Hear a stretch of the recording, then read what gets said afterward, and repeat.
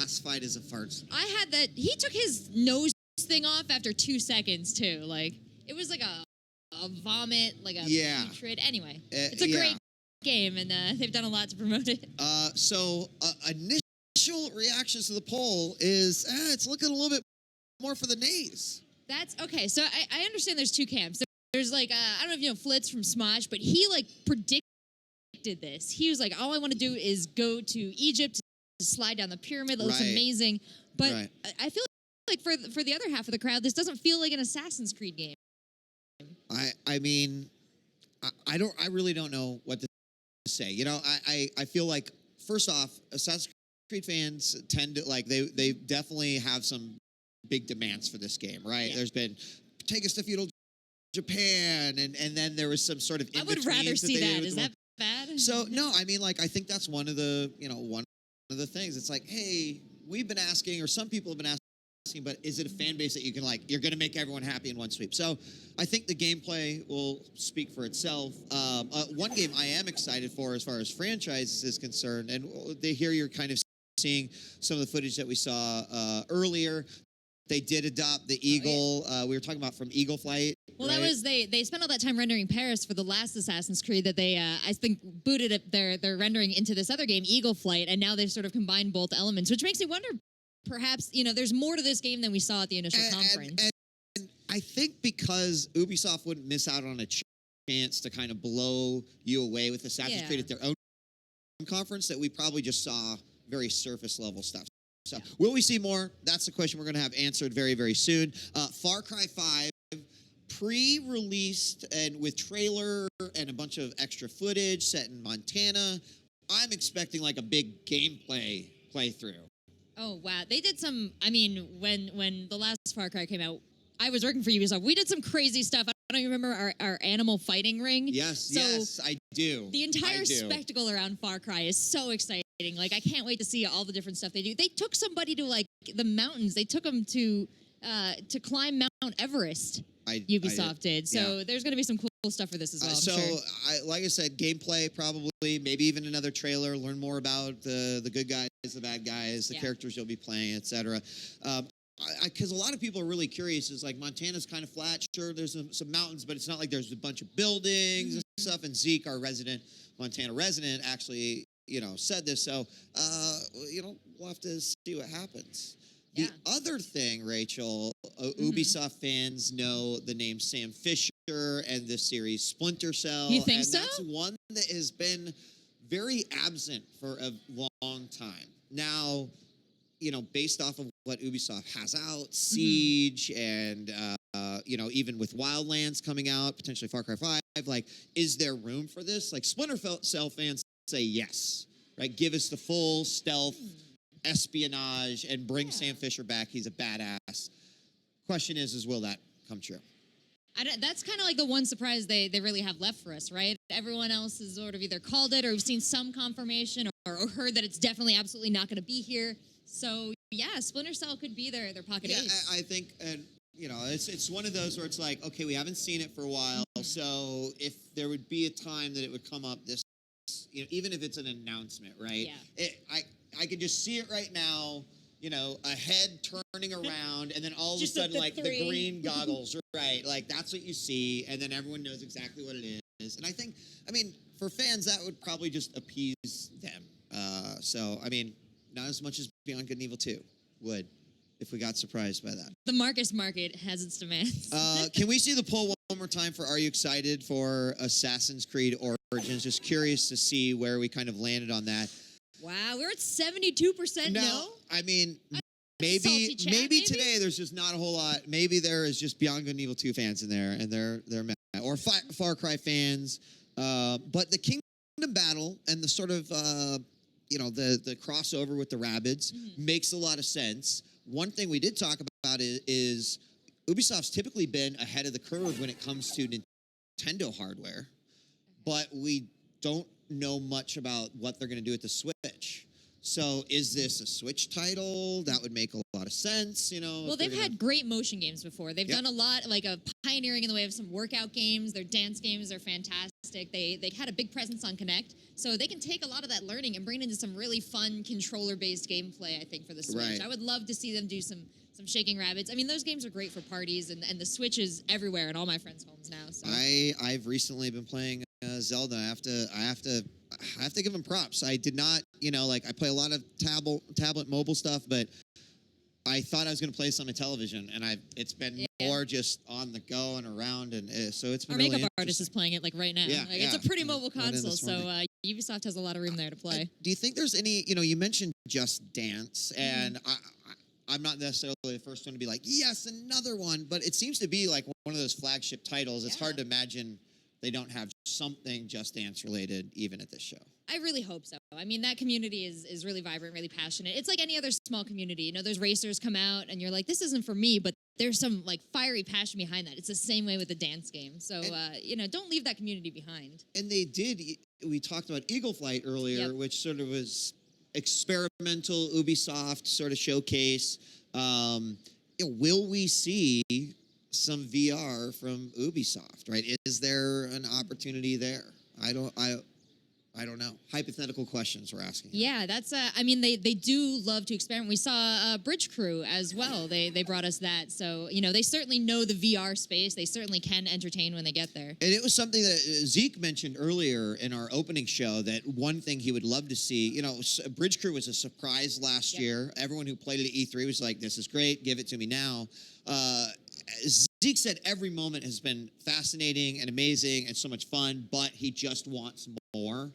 This, to me, is just a phenomenal opportunity to potentially say, here's user-created content, right? If people were making their own missions, something to that effect, I think would really help. But any level of expansion or additional content on top of this, I feel like will be very well received based off of how well the game's been doing. Especially like a lot of dazzle potential. When the floor opens, we're really going to get a sense, because this year the attendees are not just journalists. We have a lot of gaming fans coming in, and I just really want to see how they naturally react to these games, right? Yeah. We've seen the tweets from Ubisoft as well. They're saying, hey, this is going to be a big one this year. Will we know all the things going into it? It seems like we might know a couple, but I feel like I'm holding out for the E3 surprise. Right now, the crown is being held by A Way Out. I feel like that was presented during Microsoft. It just looks great. It's right up my alley. I'm ready though for whatever that next big surprise is. Ubisoft knows how to do a press conference. I mean, they might have lost Aisha this year, but they do know how to entertain. They know how to pace things out. So I know they have to put some surprise in there. And don't forget, later on today, of course, in between Ubisoft and Sony, we're going to bring you a bunch of games, new information, some live demos. But then the Sony press conference, which I believe begins at 6 p.m. PT, that's going to be happening. And, Sony always likes to kind of be the cherry on top of things. They've done that for quite a while. And last year they sort of put their foot down and say, okay, we get it. They put their foot down and the square lit up, Marcus. And the Kojima walked down, but they showed us a lot of games. And we loved it because Microsoft then was like, okay, cool, we can do that too. Boom, here's all our games. Getting another year of that would just be phenomenal. I expect some VR news out of them because they've been having, great PSVR sales. But anything you're super stoked about, maybe as far as coming up for Sony? Yeah. Ooh, you know what? They've really been doing some expansions for Final Fantasy 15. That's a game that I've really been going full completionist on. So maybe if they can tease out something else there, they've had the stories there with Ignis prompt. Standard RPG stuff. But other than that, like, they are one of the conferences that always have some innovation as well. I think there's also a lot of, I haven't seen it mentioned over the last couple of days, but there is, people want to see Final Fantasy VII Remake, and are we going to see more there? There was this Kingdom Hearts 3 trailer that was released recently in Japanese. I know you guys are so excited, but do you think they set a date when they said that trailer, right? So do you think we're going to see anything ahead of time, or maybe perhaps the same trailer but in English teasing the same date? Right. So we don't know, but maybe it'll happen. It sounds like we've got about less than a minute until Ubisoft begins their press conference. Again, the things we think we'll see, like maybe a new Splinter Cell. We're definitely going to see more on Assassin's Creed Origins. Far Cry 5 will make an appearance. We're positive, at least we're hoping, there's get a release date for South Park Fractured But Whole. Maybe Watch Dogs 3. I don't know. And Mario and Rabbids. And let's go ahead and do it. It's the Ubisoft press conference.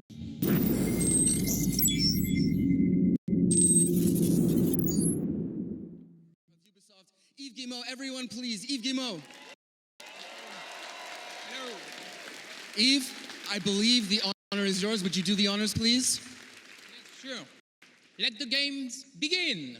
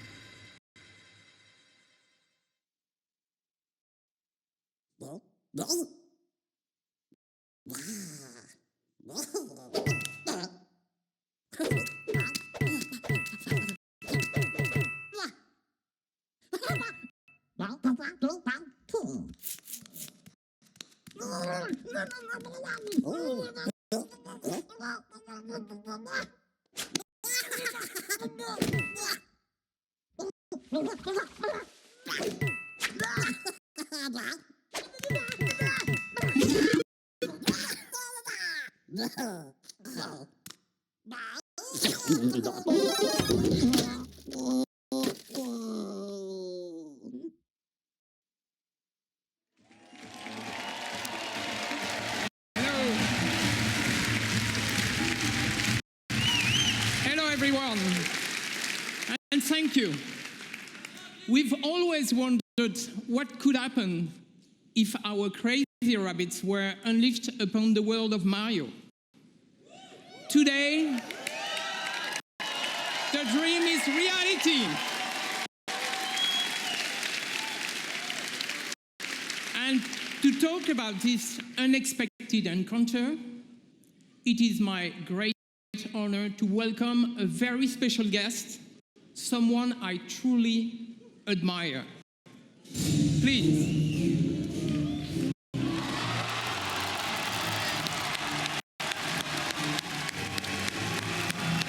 Ladies and gentlemen, Miyamoto-san.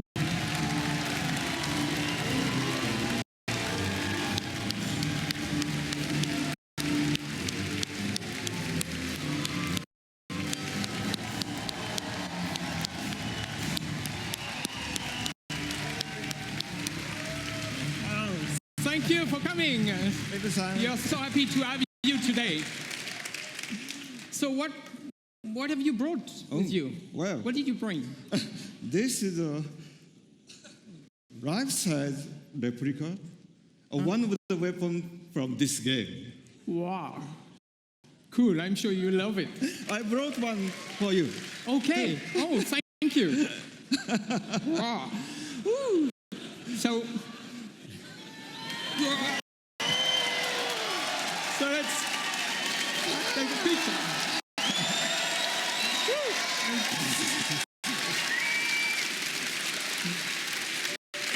Bill-san, he can help Yeah. our conversation. Okay. これほら、ね、ゴーストリーコンのとちょっと違うでしょ These are a little bit different from the weapons you see in Ghost Recon. 可愛いでしょ Yeah, very different weapons for very different worlds. This one is, I think, very effective in the world of Mario and Rabbit. So, should do well.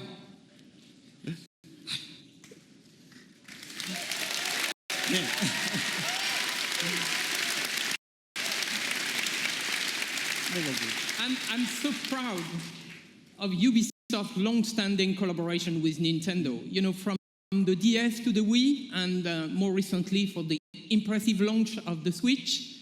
You know, it has always been, we have always been inspired by Nintendo and by all the great work you have been able to do. そうですね、本当にいつも UBI さんにはね、協力いただいてありがとうございます。Yes, thank you very much for all the work that we've been able to do together over the years with Ubisoft. もうほら、出会ってから25年ぐらい経つんですよね。I mean, Yves, it's already been about 25 years since you and I first met. で E3 とかに来るたんびに UBI さんのブースを僕は訪問してでビデオで撮ってもらって社内のビデオに登場したりしてましたね。And every year at E3, you're kind enough to invite me to your booth, and we get to take lots of pictures and videos, and I've even recorded messages for Ubisoft employees in the past. でそのたんびにね、なんか UBI の開発の皆さんのすごい任天堂ゲーム愛みたいなものを感じてきました。So over the years, I've always felt the deep, heartfelt passion that Ubisoft developers have for Nintendo and its characters. それは一方でね、僕は同じ開発者としてライバルですから、こう戦う姿勢で頑張ってきたんですけど。But on the other hand, because we're both software developers, we've also looked at each other as kind of rivals and tried to see who could make the best software. けどまあイブさんからラビッツの人形をもらったりいろいろして僕の席の前にもラビッツがいっぱいあるんですけどもそういうラビッツのヒューモアはすごく理解してました。But of course, I've known the Rabbids characters for many years, and I have many Rabbids figures decorating my desk. And so I've always been a fan of the characters and their humor. だから今回の話があった時にラビッツがどんなユーモアをこうゲームの中で見せてくれるかすごい楽しみにしてたんですね。So since this project first started, I've been very excited to see what kind of humor the Rabbids could bring to the Mario world. でただダビデさんに会った時にね、ダビデさんに一つだけお願いしたんです。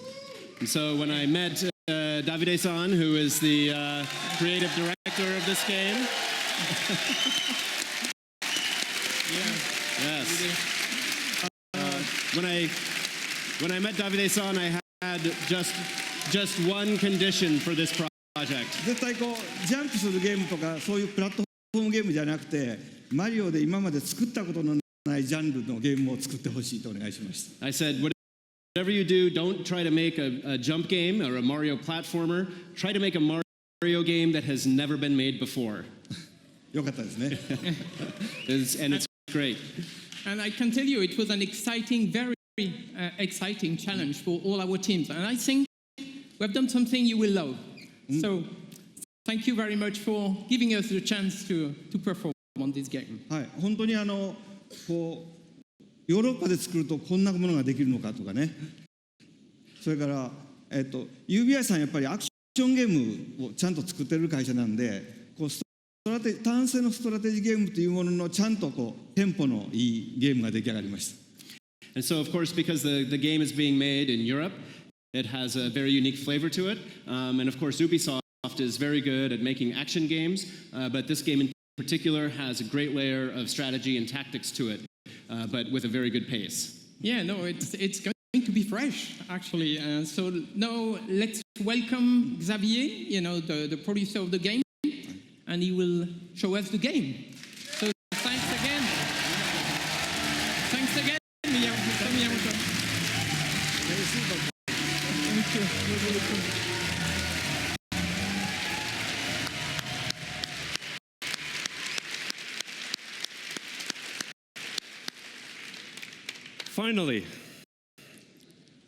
Finally, we can talk about this project.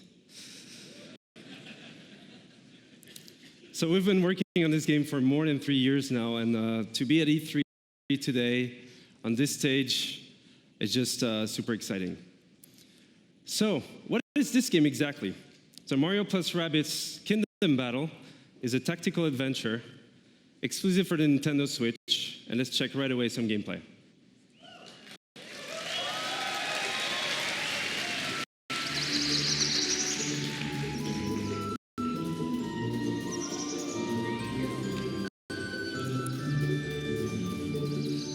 So the rabbits have been teleported into the Mushroom Kingdom, and it made the world completely unstable and chaotic. So Mario, as a true hero, wants to save the day, but this time with some new friends.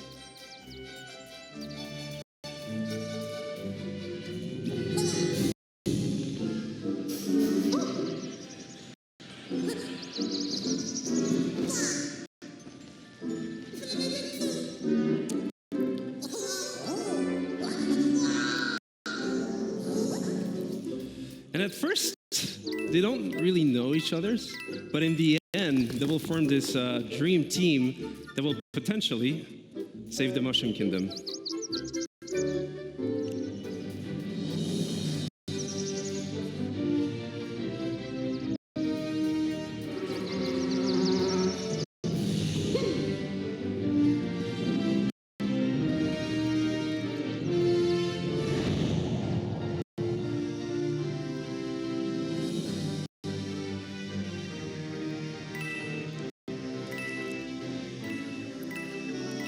And as the game is a turn-based tactical adventure game, combat is a really big part of the concept. So you'll fight wave after wave of rabbit that somehow turn bad. And what we see here is just the very beginning of the game. So it will be perfect to talk about the combat basics. So the two flags you see on the screen here is to tell you that this is a battlefield zone. So you'll switch from exploration mode to battle mode. The blue zone is your zone of movement. So you move anywhere you want in that zone. But you can also use battlefield ingredients such as covers for protection. So Rabbit Luigi here using half cover or full cover. And we also have what we call team jump. So by jumping on your teammate, you can expand your zone of movement. So here, Rabbit Peach, using Mario, she's able to flank the enemy. So you can also attack the enemy behind that cover and expose them by destroying that cover, which is really interesting in terms of strategy because for the next turns, you'll be open for attacks. And last but not least, techniques. So from defensive ones like Rabbit Peach shield boost, or offensive ones like Mario's Hero Sight. He's able to attack the enemy even if it's not his turn as soon as the enemy moves.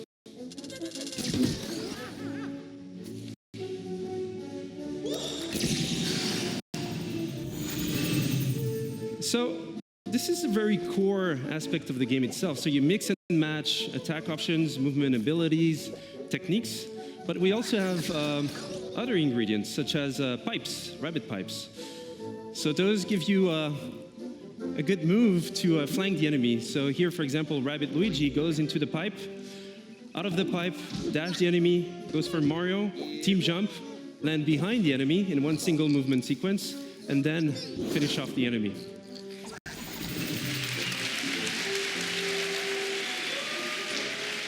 And what we see here is actually explosive cover. So those have many type of super effects, and this one was a push effect. So you can push heroes or enemies out of the boundaries. So again, this is just a glimpse into the basics of the game. And as you progress into the game, you have more tactic tools. You'll be able to do more combo setups. You'll be able to use different type of heroes, different type of weapons in order to battle your way through the kingdom.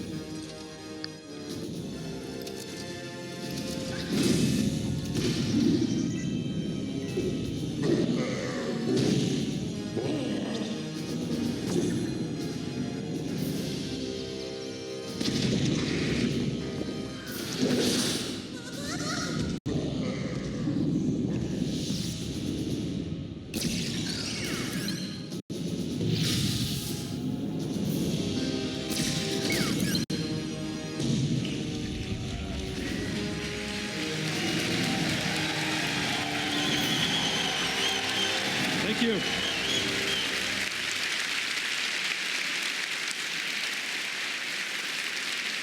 Thank you. And that's just a glimpse into the game itself. But first and foremost, this is a project done with passion, with our hearts. So it would not exist otherwise. So we just can't wait for you guys to try the game at E3 this week. For those who are not at E3, you'll see online coverage, videos, and surprises. So have a great conference. Have a great E3. Thank you.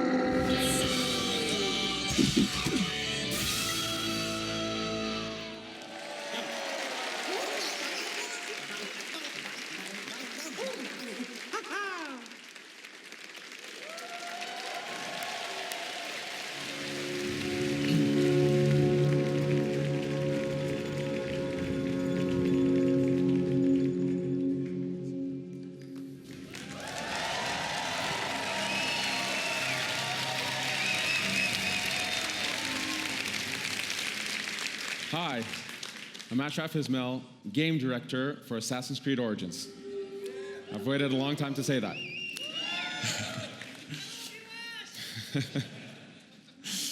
Almost 10 years ago, I, as many of you, fell in love with a game. That game took us to the Third Crusade. And we fell in love again when it took us to the Italian Renaissance. Over the years, this amazing series has taken us to the American Revolution, the French Revolution, Victorian London, and of course, to the Republic of Pirates. For the 10-year anniversary of Assassin's Creed, for our fans, for ourselves, and for all newcomers, we wanted to go back, very far back, to show how it all began. Since Black Flag, over the last 3.5 years, we have poured our energy, our talent, our passion into bringing the land of pyramids, pharaohs, and mummies to life, to bring ancient Egypt to life. Now, Egypt challenged us. It fundamentally challenged us to reinvent what it means to be Assassin's Creed. And over the next few days, you will see, play, and feel this reinvented experience. I am deeply honored and proud to be here representing the amazing work of a phenomenal team, and thrilled to finally be able to show you this beast we have been building. Without further ado, here is a taste of Egypt.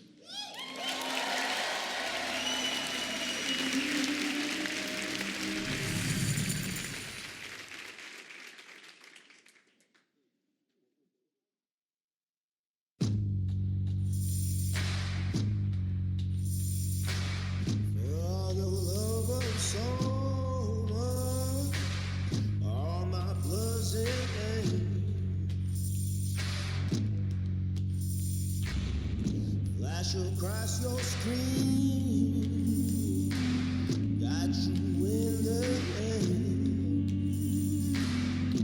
15 minutes of freedom, still through this land. Still relax your chain, yeah. All my blood is in there.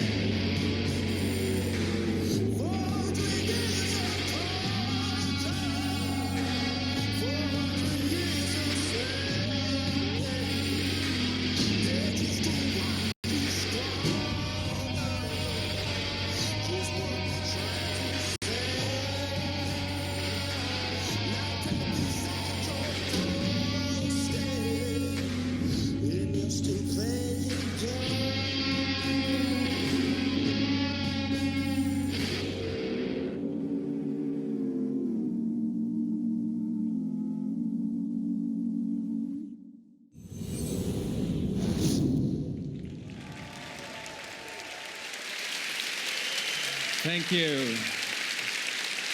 Thank you, thank you, thank you. As an extra treat, let's check in with home base, where we're gonna get a glimpse of what you'll see right after the UB conference. Hey there, folks. Chris Waters here at the home base with Hanny Duong and Carl Lewitt, producer on Assassin's Creed Origins at Ubisoft Singapore. Carl's here to give us a look at the gameplay of the game. We're going to be entering the open world. We've got a ton more to show you, but Carl, kick it off. Give us a little taste here. Yes, so here we are in the open world of Egypt. This is the demo that we will be showing on the show floor here at E3.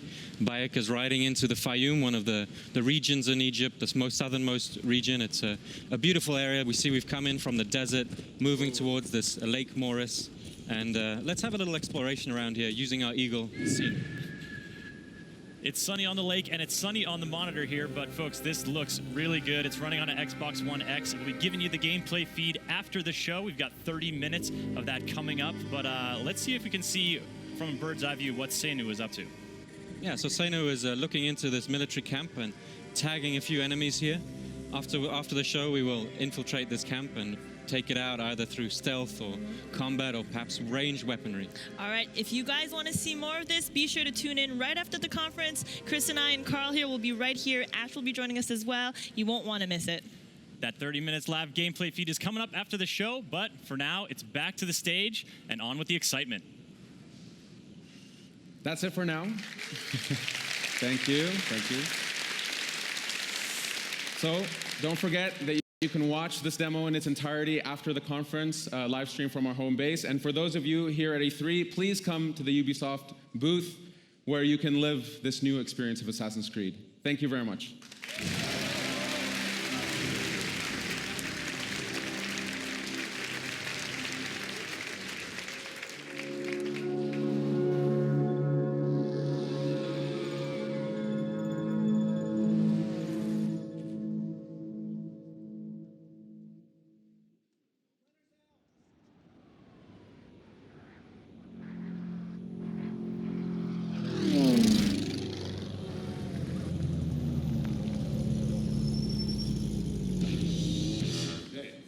Here's your chance.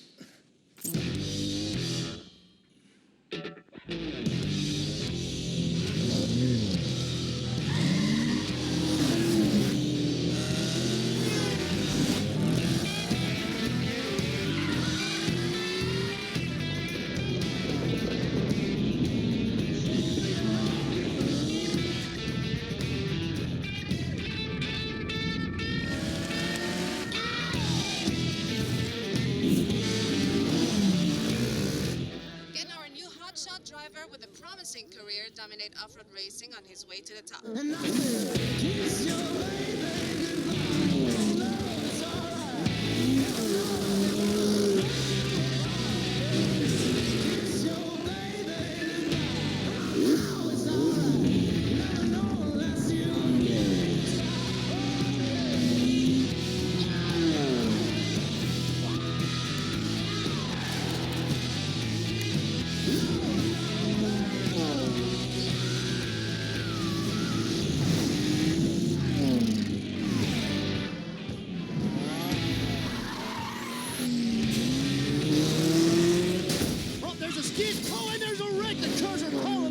Champion swerves around it brilliantly. Now that's the skill that wins no matter what the engine, no matter what the track.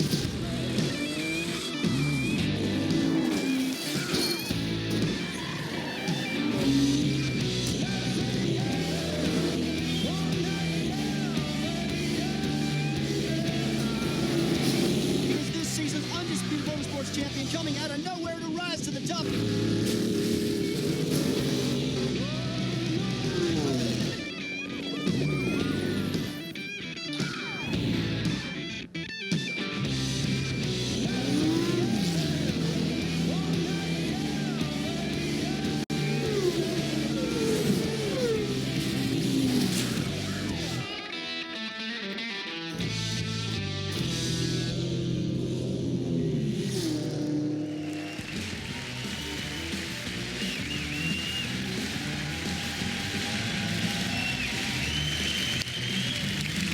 Thank you. Thank you. Thank you. 2 years back, the crew took the driving genre out there to the big, wide, open world of the USA. Thanks to our players, we have taken this iconic vision to the next level. They showed us what they liked and what they wanted to see in the futures. Now, it's time to take it way beyond driving. I am Stéphane Bellet, Creative Director. This is The Crew 2. Yeah, thank you. Thank you. Here in the US, motorsports are louder, bigger, edgier than anywhere else in the world. Drivers and fans meet across the country and celebrate a common passion for all things motorized. Now's your chance to join in. Ladies and gentlemen, welcome to The Crew 2, home of Motor Nation.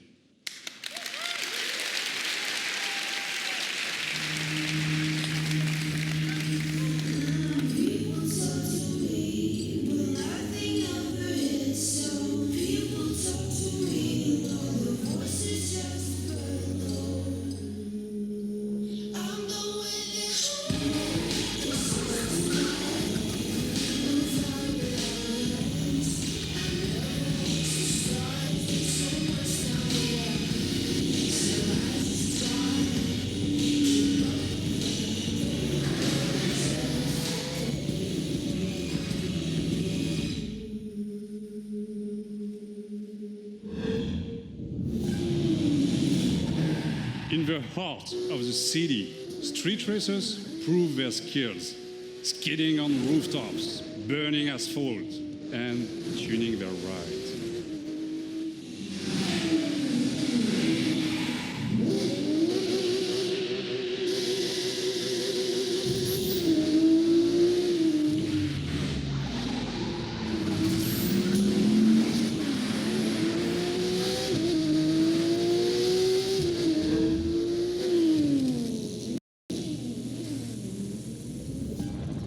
Forge your own path off-road through the striking beauty of nature.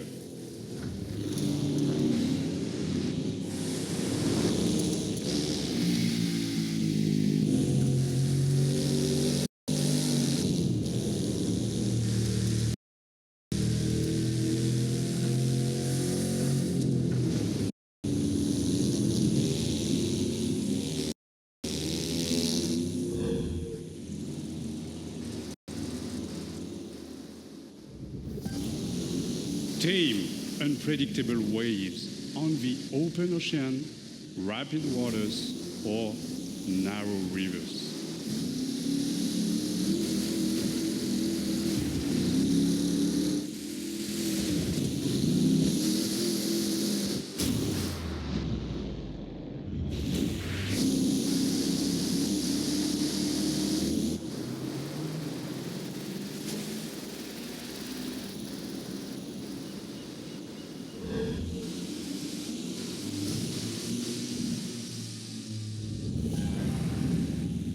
Fearless pilots rule the skies, spin between buildings, through the clouds, among stunning perspectives.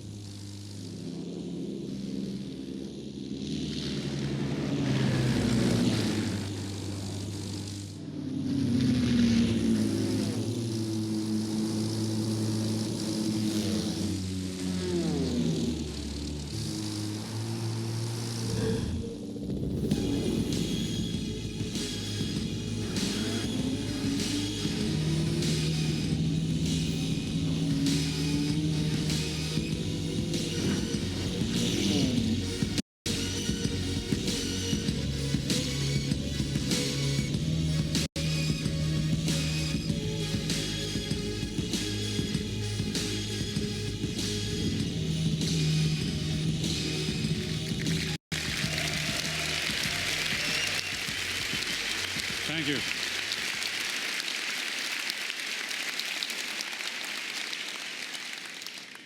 All across the country, high-octane contests await you. Take the lead on modernation. You've had a glimpse of the Crew 2. Register now for beta access or play the demo at the booth. Experience TC2 for yourself. Enjoy the ride. Thank you.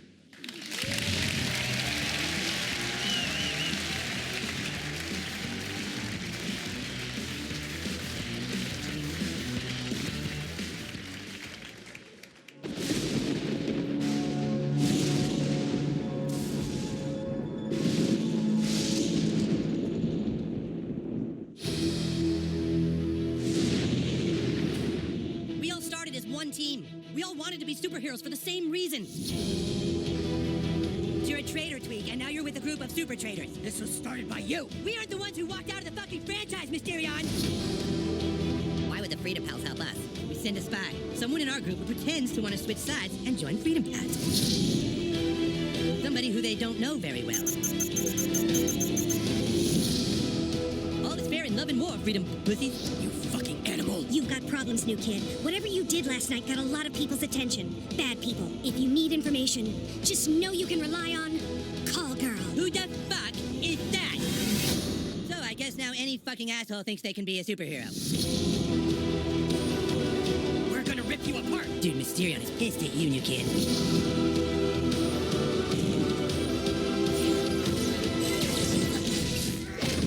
Hello, Toolshed. Toolshed is a Gadgeteer class visionary archetype. And a butt-fucking traitor.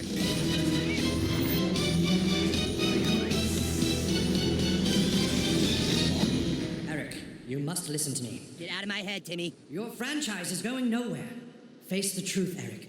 You guys are kind of douchebags. He just called us douchebags in my mind. He did? South Park, the fractured but whole. Available October 17th.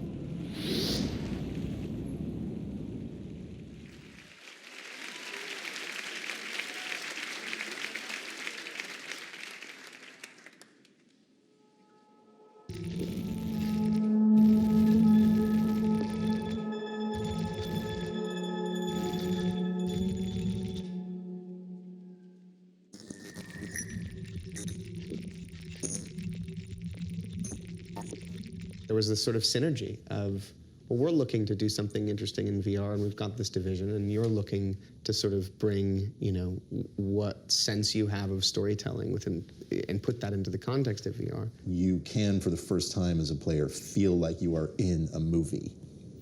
That's a really good word for it. We want you to take off the gear and still feel unsettled.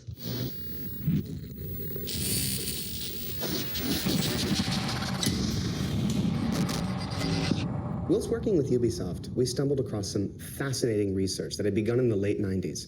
Essentially, neuroscientists had figured out a way to upload brain data, trauma, emotions, memories, to the digital space. Now, we've gone and taken the next logical step, and with Ubisoft, we've recreated in virtual reality one such test subject. So we'd like you to come and join us and experience the Walter test case for yourself. Not as another character, but for me as Again.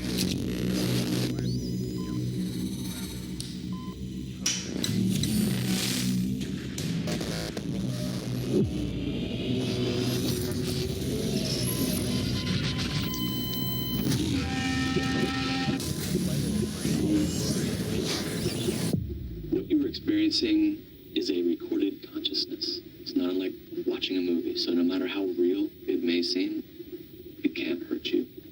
You are completely safe. You are completely safe.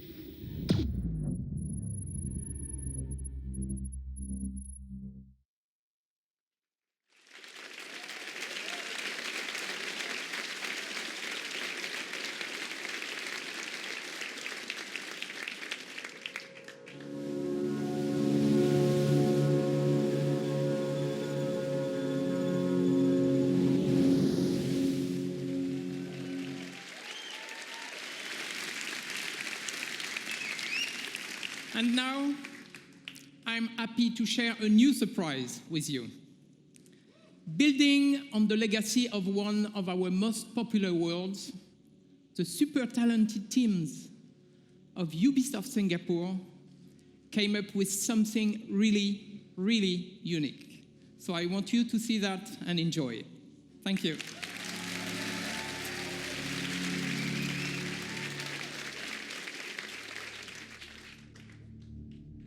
Men from all over the world sail the treacherous trade routes of the Indian Ocean.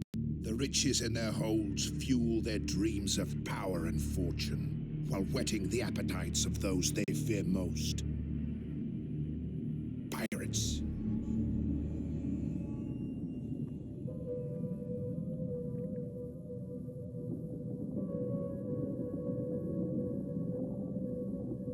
A man decides after 70 years that what he goes there for is to unlock the door.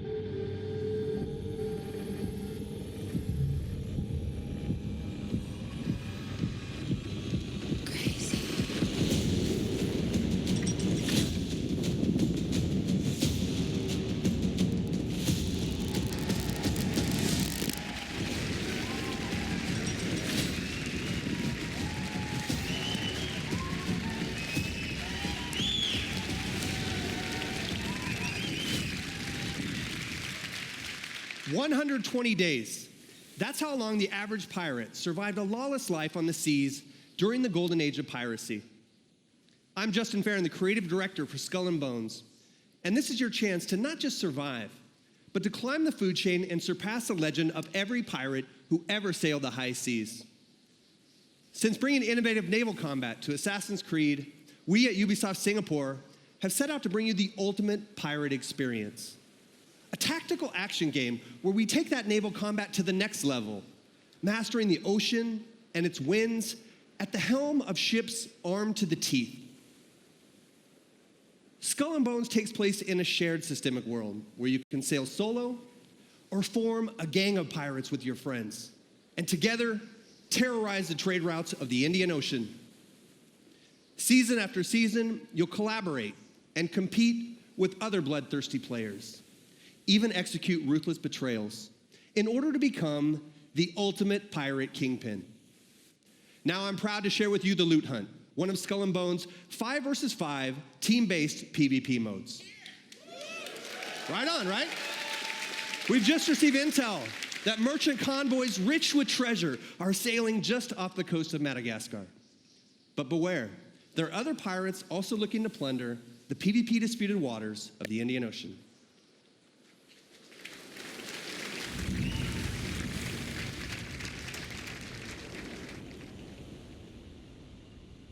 The Priscilla Shallows of Madagascar. Located on the cusp of a bustling trade route, it is the perfect place for an ambush. Here is our gang of pirates, the Raiders, going head-to-head with a gang of rival players, the Cutthroats. Victory goes to the team with the most loot at the end of the hunt.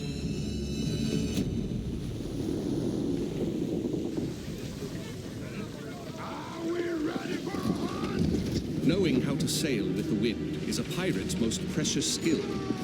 Use the winds to increase your speed or to position yourself for tactical advantage in battle. To reap the most rewards, it is best to split up, some going inland, others keeping to the open sea. Each warship has unique strengths. The frigate's hull is reinforced, its arsenal equipped with numerous culverin cannons. The brigantine is devastating up close, with a battering ram designed to break any resistance. The sloop of war kills from afar, with its crippling long-ranged mortars and precise long 9 cannons. Flying hostile colors! All sail! Ride the wind! All hands on deck! Position fixed! Open fire! Nothing will save you now!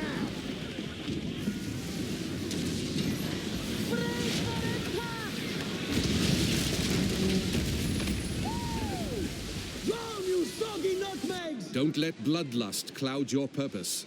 You're here for the loot, and so are your rivals.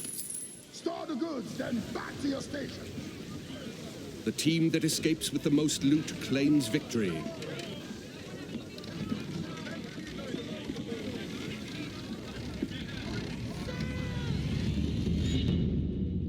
Searching for more targets on the horizon, our sloop of war spots a rival pirate ship further inland.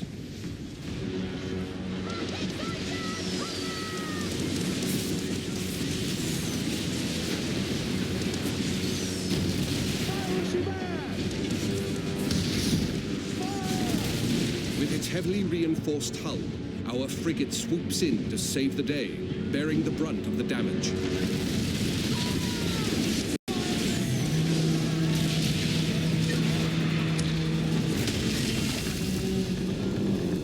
Another day, another victim! Speed, Mr. Mercy! Vamos con todo! Our gang of pirates is now taking aim at the frigate, and it will take team coordination to take her down.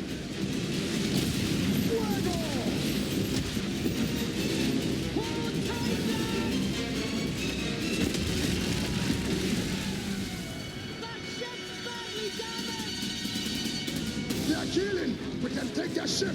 With the enemy ship's broadside now vulnerable, our frigate rushes in to board her. No water!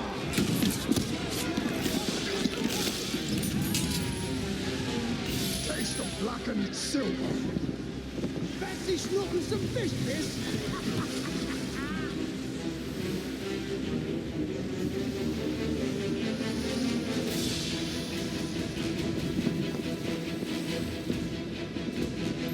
We've got pirate hunters!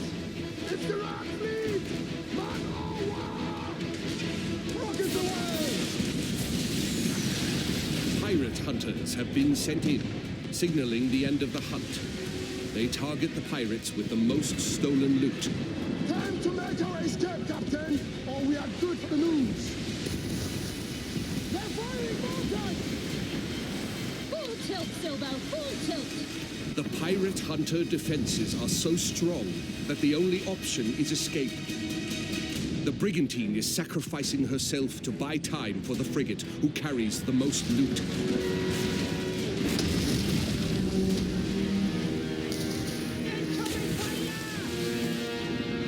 The frigate now needs to make its escape through the reefs. Captain, that's back for the reefs! Successful pirates know when to run, with their hulls full and the wind at their backs.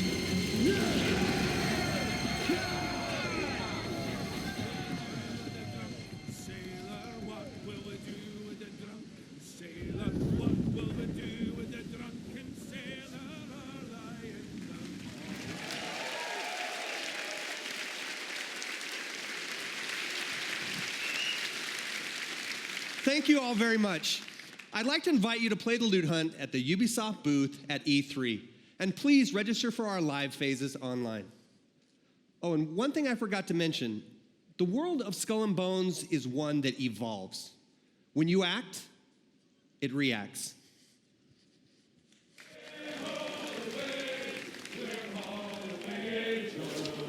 That if I did not kiss the girls, my lips would grow a moldy.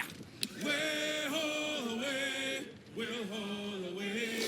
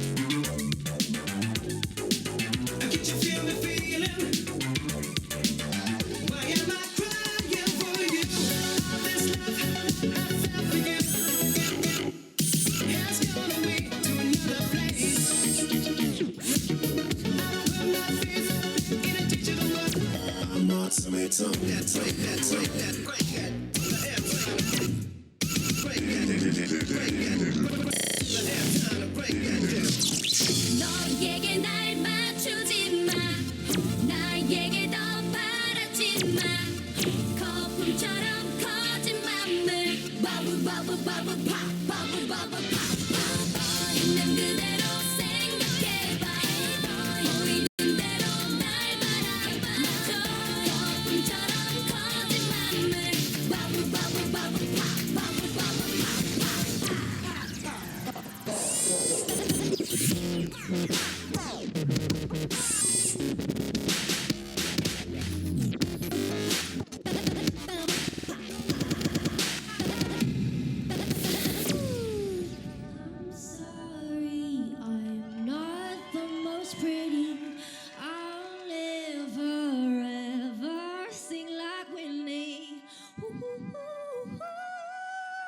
but I still wanna dance with somebody. I just wanna dance with somebody. I just wanna dance with somebody. I just wanna dance with somebody. It could be anybody. Tell me, are you that somebody? Don't matter who you are, just love me the way I just wanna dance with somebody. I just wanna dance with somebody. I just wanna dance with somebody. I just wanna dance with somebody. It could be anybody. Tell me, are you that somebody? Don't matter who you are, just love me the way I just wanna dance with somebody. I just wanna dance with somebody. Hey! Hey everyone, I'm BB Rexa, and Just Dance 2018 is out this October on all consoles. Bye!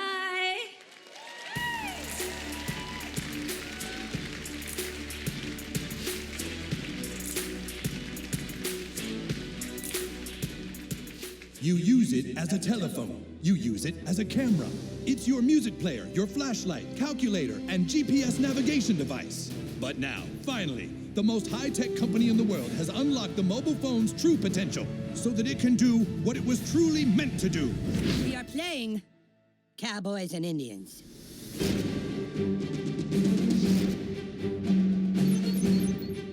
Hey, new kid, we need you to come play with us. Put on some cowboy shit and meet us outside. And bring your phone.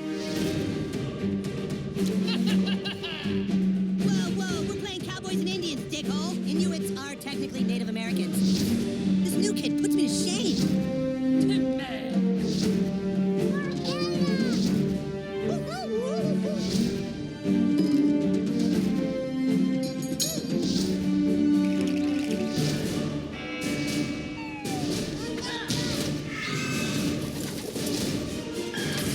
Rip these guys a new asshole, new kid.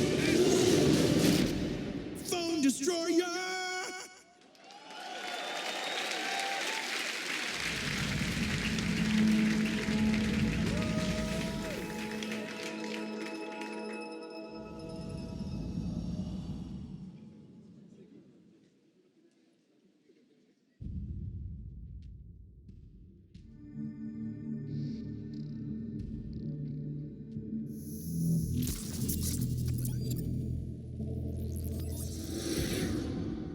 Atlas, jewel of the Pleiades.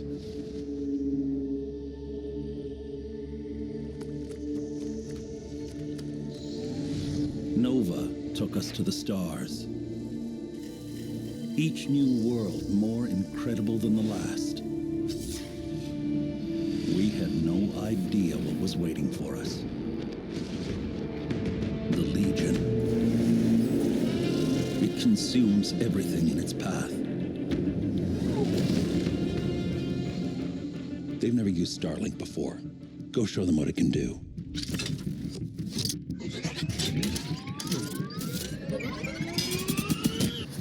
Okay, let's do this. Come on. I got it.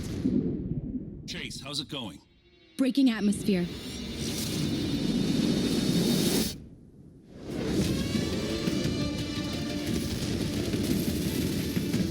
Let's even the odds.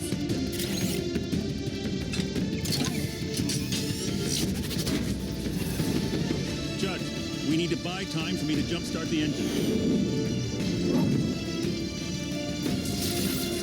They are resisting ice barrage. Linking fire loadout.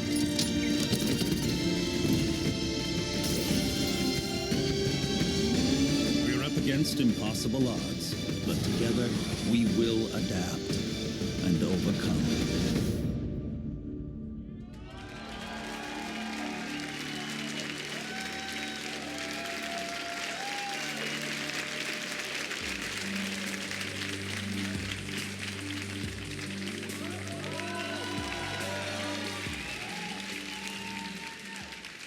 Hi, I'm Matt Rose, producer at Ubisoft Toronto.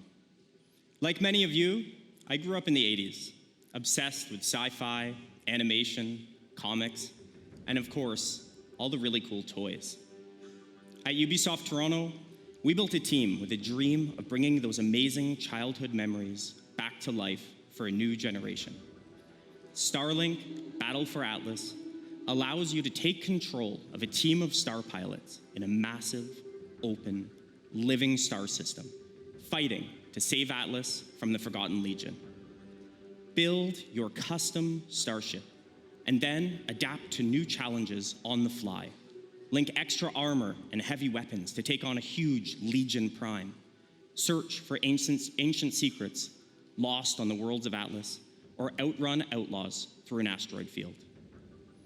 Freedom is at the core of Starlink Battle for Atlas.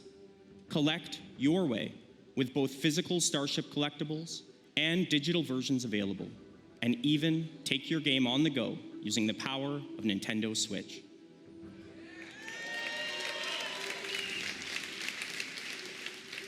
Visit starlinkgame.com for more information, and stay tuned for many more surprises over the coming months. Thank you.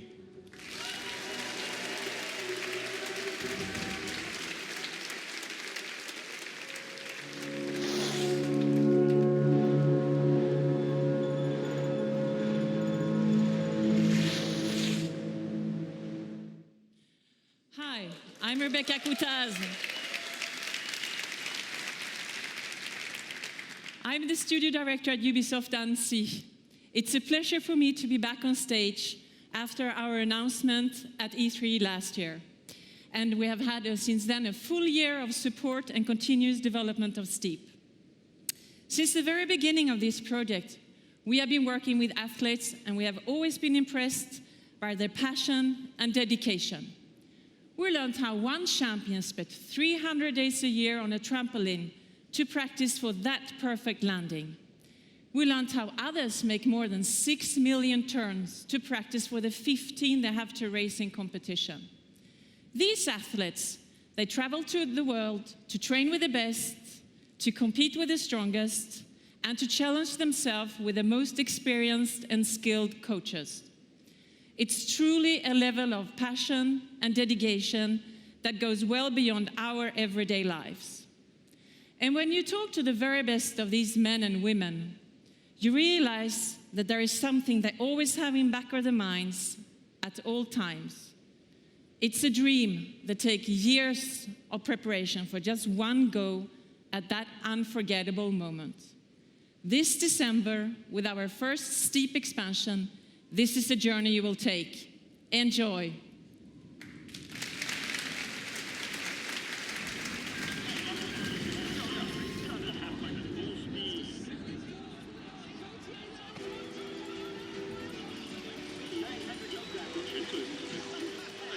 As a child, you would wait and watch from far away, but you always knew that you'd be the one to work while they all play.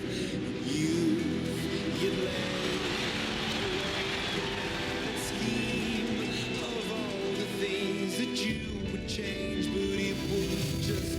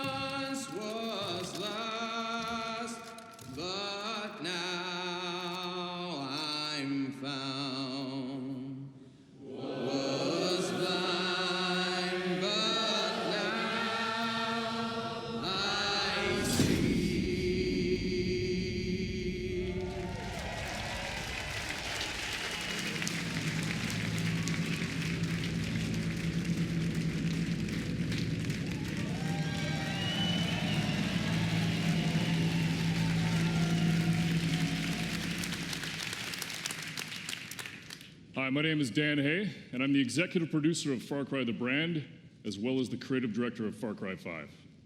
I'd like to introduce you to Hope County, Montana. Vast, beautiful, rugged. A place where people don't even lock their front door anymore. But that's how it used to be. Today, Hope County's been overrun by a fanatical cult. You find yourself trapped deep in cult territory, cut off from the rest of the world. They've closed the roads. There's no cell phone signal, no 911. People are fucking scared. I had to say it.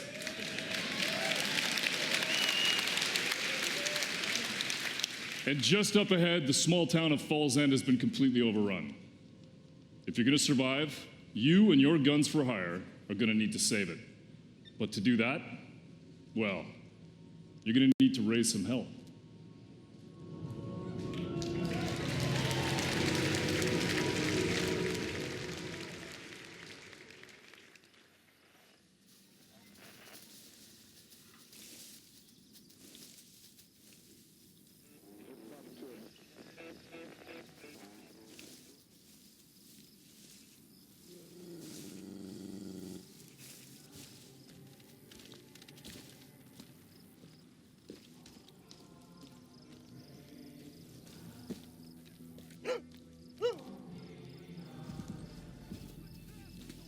We got piggies.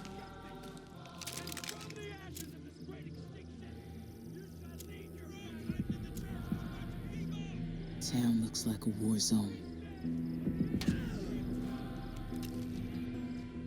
Where do you want me?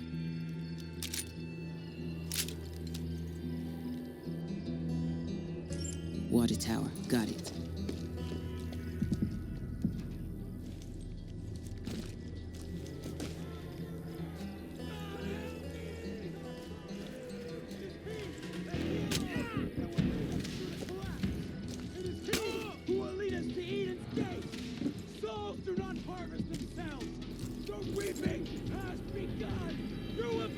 I'm in position. You will be cleansed.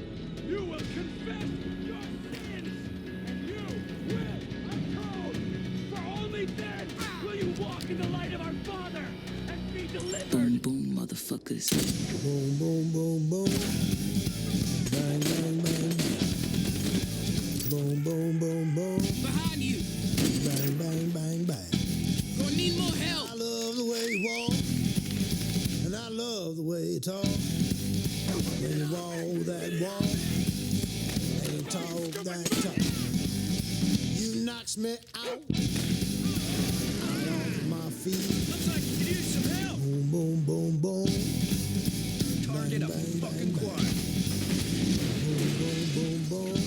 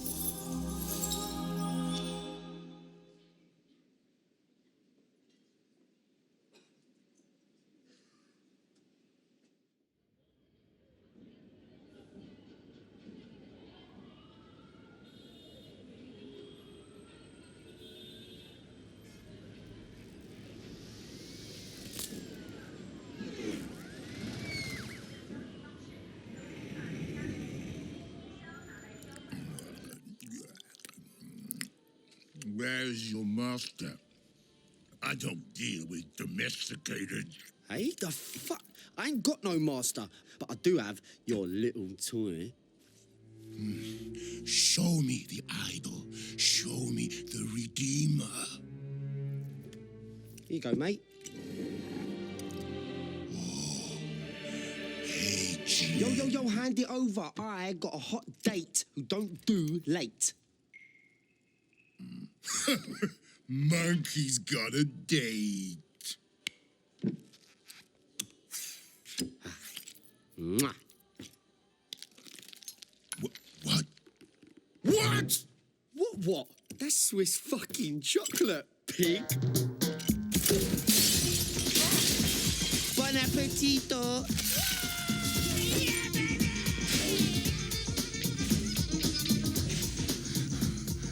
I want every fucking cop in this fucking city after that fucking bastard! Grab my chassis, Noxie!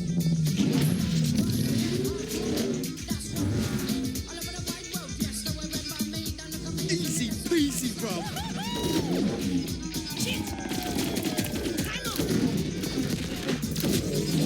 Bang, bang, motherfuckers!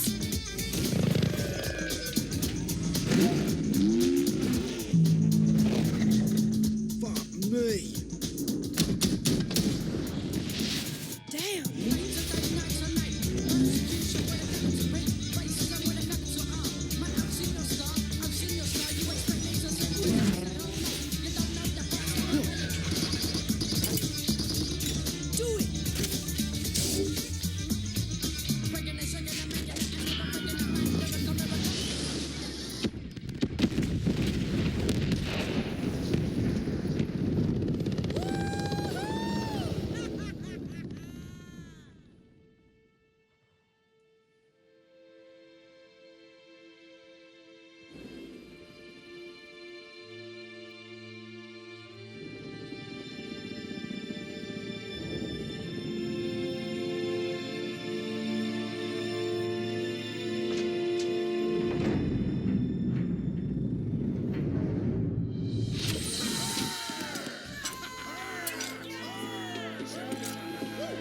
It's about bloody time. Let's see what we've got.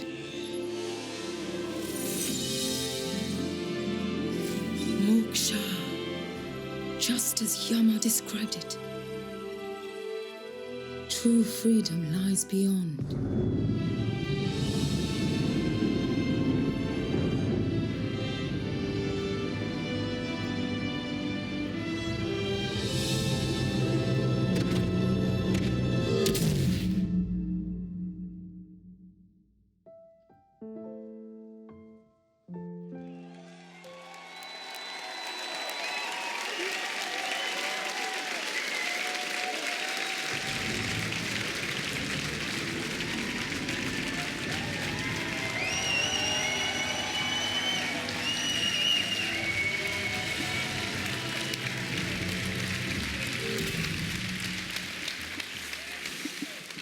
Thank you.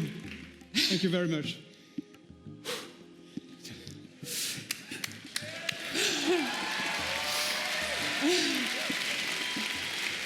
Thank you. First of all, I want to say a big thank you to all the teams who worked very, very, very hard on creating all this world. Again, thank you to all these teams behind us. I want also to say thank you to Yves, with all my heart.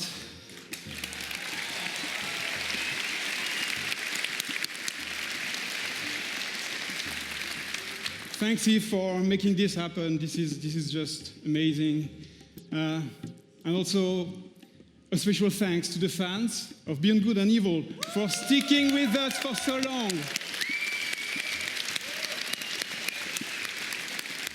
It's about bloody time. 15 years, almost. So welcome to System 3. Our story takes place before the birth of Jade, in a multi-ethnic, multicultural human society in a distant solar system. It is a time when corporations create hybrids in their labs and enslave them to colonize the stars in order to compete for power and cosmic resources. With our crew of crazy and unforgettable characters, We fight in the name of freedom and the right to determine our own fate among the stars. And we will helm massive star-faring vessels through territories as spectacular as they are dangerous. We've been working very hard just on the technology during 3 years. And today, we have a seamless online playground where we can travel across space at the speed of light. We can explore mysterious cities and discover unknown lands by ourselves or with friends. And we want you to participate in the making of this great adventure. Join our Space Monkey program.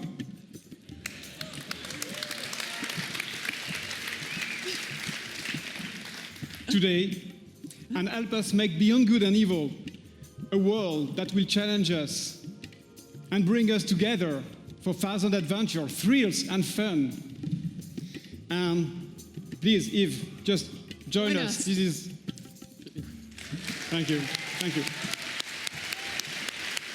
Yeah, congratulations, you guys. You know, Gabrielle and Michelle, you've done a fantastic job. It's amazing what you have been able to achieve, and you and I and all the teams have the power of creating games that will amaze all the gamers. And I think video games can help us to grow and to get better. So thank you very much. Thank you. Thank you. Congratulations. Thank you. Thank you.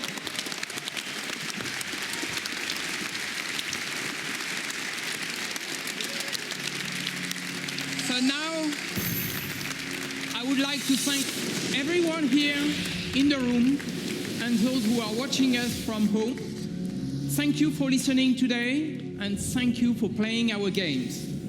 So to all the teams at Ubisoft, thank you for your incredible imagination and enthusiasm. All of us here, we wish you all a lot of fun playing games this year. So thank you very much, and have a great E3.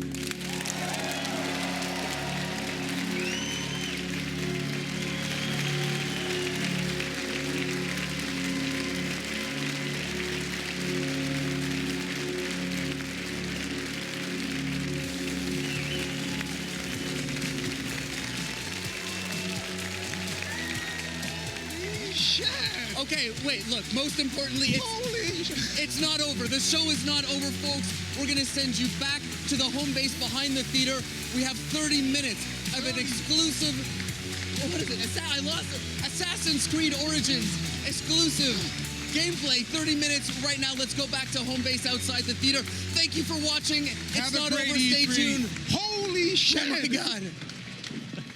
Hey there, folks. What a show and what an ending, huh, guys?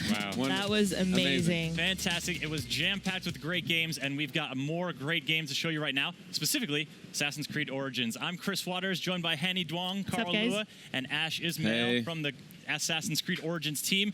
And let's get right into it, fellas, here. Without further ado, we've got 30 minutes of exploring the open world in Assassin's Creed Origins. Yes, for sure.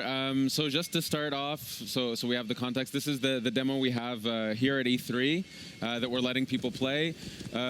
Just so everyone knows, this is a living game. We still have a ways to go to finish off the game and completely polish it. So we might see some hiccups along the way. But we fully assume that. We're super proud to be here to show it off. We've been working a long time on this, and it's finally exciting to be able to show it and have people play it and send us feedback. So here we're gonna go. Carl is gonna show off his skills. His gazelle rustling skills. His gazelle skills. And here we're gonna start with a camp. So these camps, these are military locations. He's going to use Senu, right? That's right. Senu. She's a beauty. Yeah, she's a beauty. She's a great scout. So right now, Carl's using her to tag the enemies, but also tagging opportunities in the camp.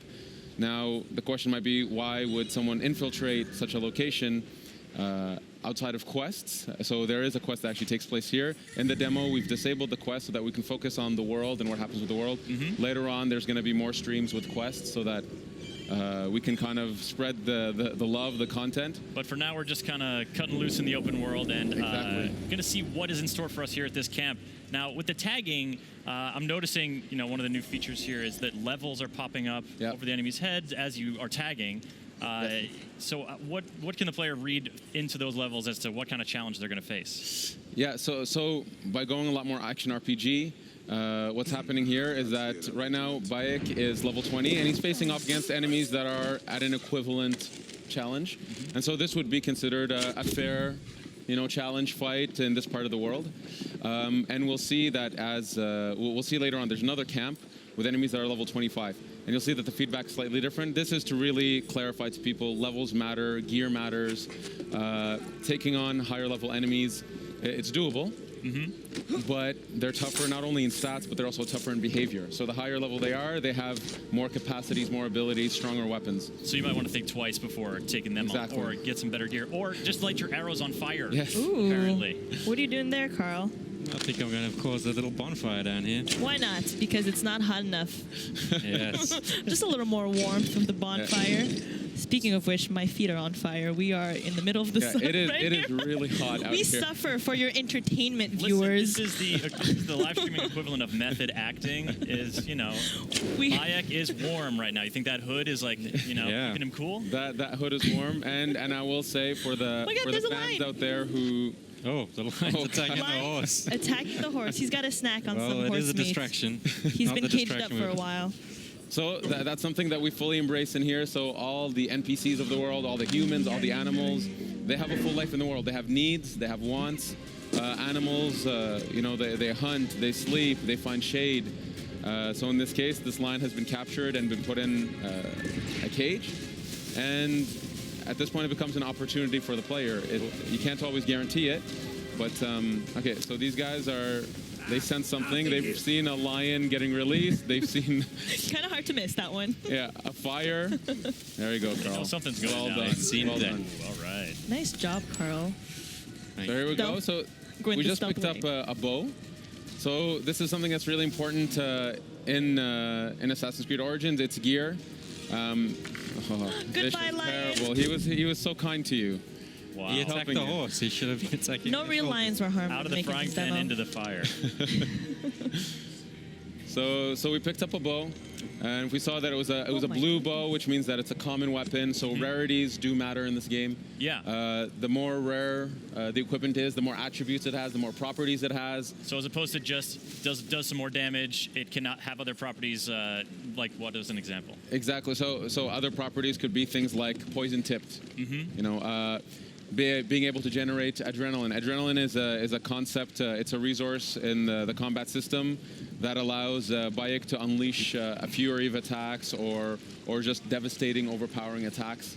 And you can build adrenaline through the combat system. And some weapons charge differently than others, so this is part of the depth of the combat that we want players to mess around with. And this is a whole new combat system you guys have. Boom, headshot. It's way different than the feeling before of sort of being in He felt it. He's dazed. Take him up. Poor guy. Poor guy. Oh, he can cover some ground. So this guy's a commander. That's the gold icon. Uh-oh. Not for long. There we go. There we go. Dead. So there we go. So killed. So here we found a second bow. So in a military location, military locations are great for finding equipment and new gear. Aside from playing quests, these are also places to be able to upgrade Bayek with new weapons. Loot all that. So here we found a bow. Oh, we leveled up, which gives us an ability point. So we'll check that out in a second. Check it out now. Yeah, and we found a shield. Oh, cool. Nice All right, so here we're looking at sort of the skill tree, and I'm seeing three different branches. Yeah, it's more of a graph. What that means is there are flavors. So on the one side, what you see here is the Master Seer. This is more the abilities that are aligned with manipulation. So manipulating the environment, animals, and NPCs. In the center, we have the warrior aspect, which is really delving deep into fight. And the hunter aspect, which is more the stealthy approach of being an assassin or being a ranger. And the idea is players can dedicate themselves or go through the graph however they want. That's why it's a graph, because they can actually kind of spread themselves as they wish. They can really craft their own assassin, and you can even focus on one area. If you want to be the absolute ultimate warrior, The ultimate warrior. you can dedicate yourself. So the last ability on each graph, you can keep pumping points into it, so you can really become that super powerful archetype that you wish to play. You just got to chase down a fluorescent outfit and you're good to go. So what kind of player would you be, Ash? What's your personal favorite style? Personally, well, we should get Carl to buy something here. We go for the enhanced warrior bow. Enhanced warrior bow. The warrior bow is super cool. We haven't seen it yet, so maybe we should switch to it if we can. Yep. We did pick up a few new bows, right? Yeah, we should check out the new gear. Check out our gear. Definitely check out the new gear. So in terms of my style, I would say I'm somewhere between hunter and warrior. I can't choose one or the other. I sometimes prefer stealth, sometimes prefer just duking it out with the guys. That's my style, but that's one thing we wanted to cater to, is that we have a lot of fans who either play stealth or play pure combat. It depends on their mood. We wanted to give them a control over that. Yeah. So here we can see that Carl put on a new bow. You also had a new shield. Put on the shield, put on the shield. New everything. New bow, new shield. Is it really going to be better? Let's have a look. It's way better. So Oh, you can wow. see the shield adds to the player's resistance. Okay. It was quite significant. And we can see it has a property, which is that when you block a hit, you generate adrenaline. So the idea is with gear, you can actually start crafting, again, the way you fight, the way you stealth. We can see the crafting at the bottom there.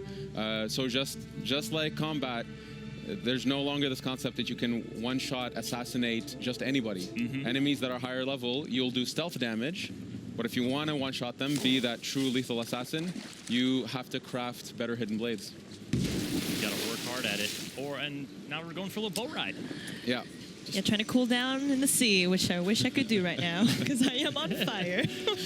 Pretty hot. So this is the amazing tech Singapore has been working on. The water, I think it's some of the most beautiful water in any gorgeous. game. It's absolutely beautiful. It's completely seamless. We can, at some point, we'll dive underneath. For now, you know, we have an island here. Let's maybe at some point explore the island. Well, this lake is really big. Yeah, can we just get a sort of look at how big this is? So this is one Take of a the look things. at this lake. Wow. Yeah. I don't know. You I'm can see looking at the draw distance are absolutely stunning.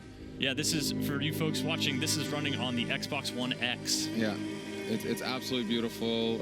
It's really allowing us to showcase what we can push with our engine, the beauty of the world. We really want to do Egypt justice and show it off, show off our artists, show off our technical people, our programmers who bring this to life.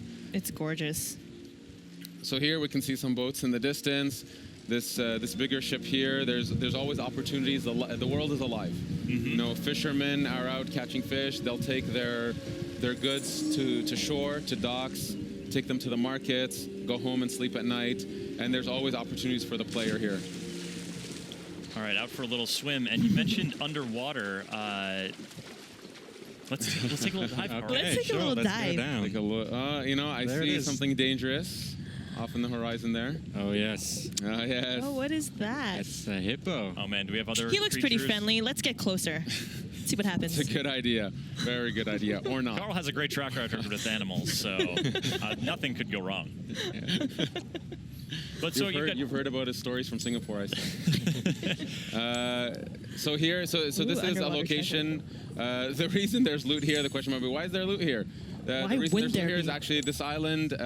It's where the Ptolemies, so the guard force, they use this island as a way to stop, to take a break, to actually refill on some of their stocks. And so here we can see there's actually a guard on the other side who's been killed by what? I don't know, but maybe the hippo. Not a hippo. No, he's a good guy. I think we should Hippo's say a hi. nice dude. He's a nice dude. Oh, I got a spear. You got a spear?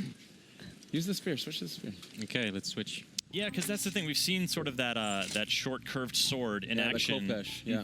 But there is a variety of weapons, and the sort of the reach of the longer weapons is going to affect how you are in combat. Exactly. So we have a ton of types of weapons. So 8 melee weapons, 4 types of bows, And this is just the types. Then within them, there's levels, attributes, properties, and all that stuff. And of course, it's a completely seamless system here. We're using the bow in water. You should get in closer, Carl, and see what happens. Those birds, if Carl is good, he can shoot those birds down. I got other problems right now. Let me deal with this angry beast. They're just trying to say hi. Okay. You know? I feel like you're engaging it on its home turf. Like maybe they're slower on land. You don't want to. Oh God! And he's using the spear. Oh no! You're smacking the hippo with your spear. Oh, the poor hippo. What if it's a mama? Now, you know what? Man. Now you've gotten him angry. He just wanted to say hi. I think if it's a mama, Carl's in even more trouble. Yeah. Keep circling You're vicious, yeah. No hippos were harmed in the making of this demo. No, no actual hippos were harmed in the making of Assassin's Creed. This one's being harmed, though. There we go. All right, so when you loot a hippo, what are you gaining from this beast? So, what was the purpose of this massacre? Did you ever think he would say that sentence in public? So animals. So the fauna of Egypt. Whoa. Is, okay. You just throw that guy off his boat? Yeah. Poor guy. So this is. Sorry, buddy. There's a hippo just over there. Careful, huh? You can use the corpse as a float. You'll be fine. This is Carl style. Obviously, Egypt, it's very well known for its fauna, its wildlife, and we need it to represent that properly here. And then we have to say, well, it matters to the player on some level. So this is part of the progression system. So you gain materials that you would use to craft some of your gear. So that's. Oh! Boom! You're just a shit starter, aren't you, Carl? This military. It's all right. These are military dudes. Put He's on fire now. Okay. Ooh, fire on a boat. That's a recipe for disaster. I like it. Oh, the fisherman's coming in dangerously. Oh boy! Is someone else mixing it up over there? There we go. Oh, now the boat's on fire. It's coming for me though. He knew that his boat was in trouble. I better leave. Just leave him to tread water. Yeah. So you know what? If the situation was slightly different, I love how this guy's just along for the ride. He's just in front of you like, what is happening? Yeah, the guy's just chilling. The thing is, Bayek is a Magi. They are protectors of Egypt. They're protectors of the Egyptian way of life, and Egyptians have a high respect for Magi's, and they go to them for help. This is actually feeds into the questing system, actually. So, as a Magi, he respects them. He's going to let him take his boat for a ride. You do you, Bayek. You do you.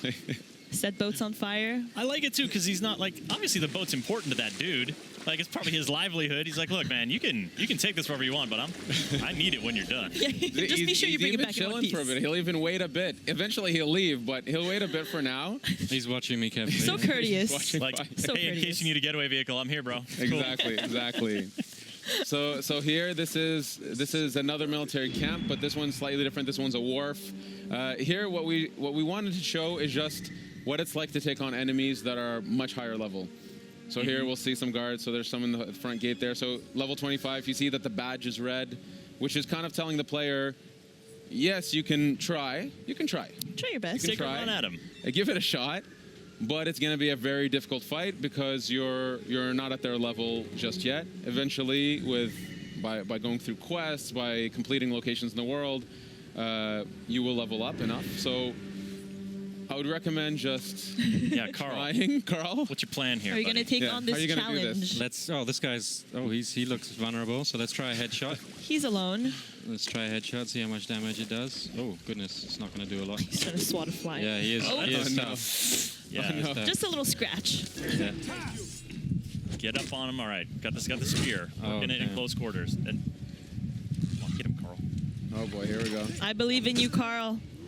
You can take him. He can take him. Honestly, he can do it. And Carl's been practicing. He's very good at the game. Oh goodness. Yeah, look at that one hit. Like a stun almost happening. Is that a heavy hit that I'm? No. Oh, Lord. You get an F for effort. It's okay. Yeah, 2 hits from me.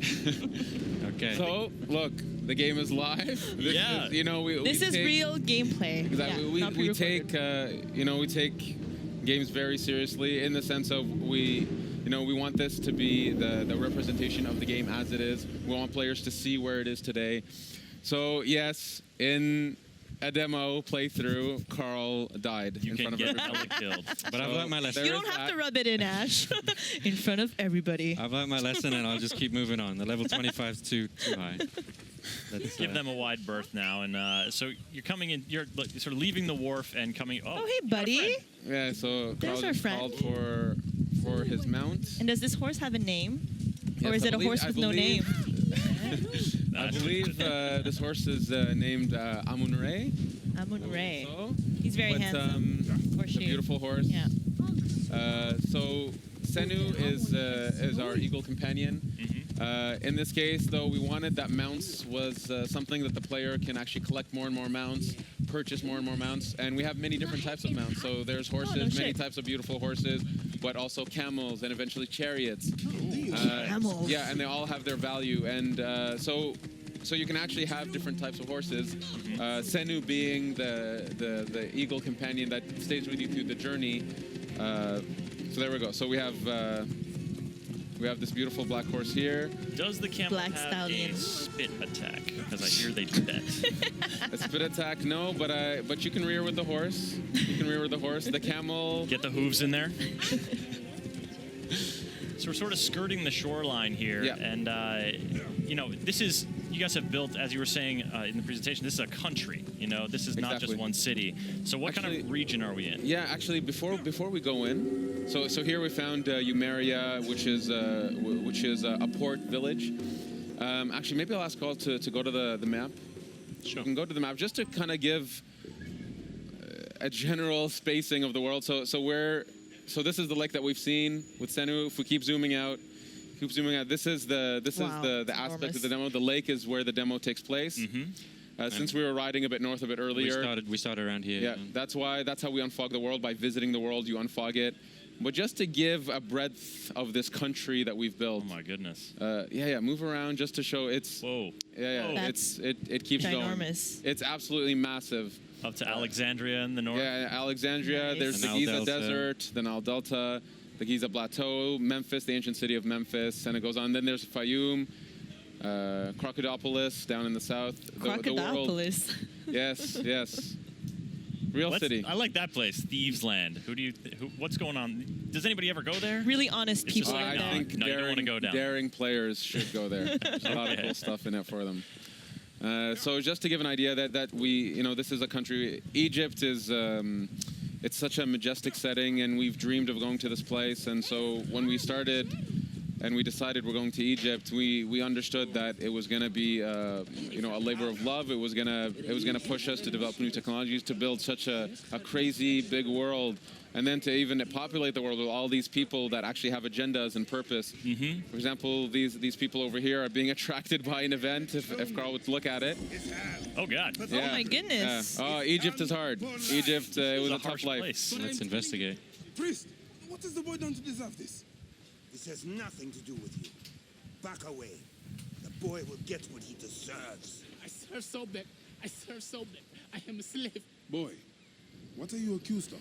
I was charged with ferrying 2 gold Sobeks to Crocodilopolis.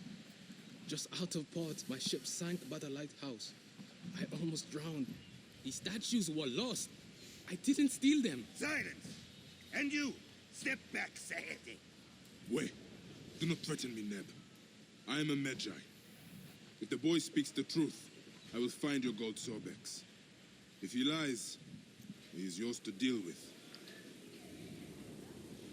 So here we got a little bit of a taste of Bayek's personality and his attitude towards these masked priests that abuse their power. And this is a side quest. So our players can expect this type of quality, cinematics, great characters, in the optional content in the side quest. And we have hundreds of stories to tell. Egypt was a really wonderful place. Then we found so much amazing stories that we wanted a way to be able to tell them, and the quest structure allowed us to do that. But again, we're saving the quest stuff for other streams, for YouTubers out there. So for now, we'll continue with playing through the world. Shenanigans. Yeah, if you folks are just joining us, we're playing Assassin's Creed Origins on the Xbox One X with Ash and Carl from the Assassin's Creed Origins dev team. I'm Chris, this is Hanny, and we'll be doing this for about 10 more minutes, so stick around. We've got plenty of open world stuff to show you and some explorations here as Senu scouts out some more locations. She's a good girl. So here, actually, I'm going to ask Carl to not stealth this one. the reason we're showing these different locations, different camps and warps is actually we wanted to show a bit of stealth. We want to show a bit of fight. So I'm going to ask Carl. All right. Well, what do we got in our arsenal here? He needs to earn some redemption. Oh yeah. Okay. He needs to This earn time, redemption. win this one, Carl. Okay, let's give it a try. For the last. Okay, here I come, out the bushes. Are you going in with the spear? I'll just shoot him in the chest first, wake him up. Good wake-up call. There we go. Nice. Okay, all right, all Nice right. dodge. Come on, Carl. Redeem yourself. Boom. Nice job so far. At some point, yes. just to show the One more hit and he's dead. the versatility of the fight, you can take out your bow. There, go dynamically in the fight. And, Oh my God, headshot. Bravo, bravo. All right, now is he close to filling up his adrenaline meter here? Yes. He feels like that might be helpful. It's getting against there. this It's dude. getting there. I'll try and use it on the big dude. He is humongous. There we go. Okay, just get in there. Unleash. There we go. Okay. Oh boy. Oh boy. Okay, here we go. We're gonna see Carl. Oh. Oh yeah. Vicious, Nice. vicious. Impaled. Very good. Very good. That was Oh, you done beautiful. good, Carl. Oh no. Oh, Through the boy. throat that time. Nice. Nice job, Carl. You killed it. Thank you. Thank you. All right, now give us a little broader context. Who are these dudes that Bayek is dispatching with such panache? So this is we're in the era of the Ptolemies. So these are Ptolemaic guards.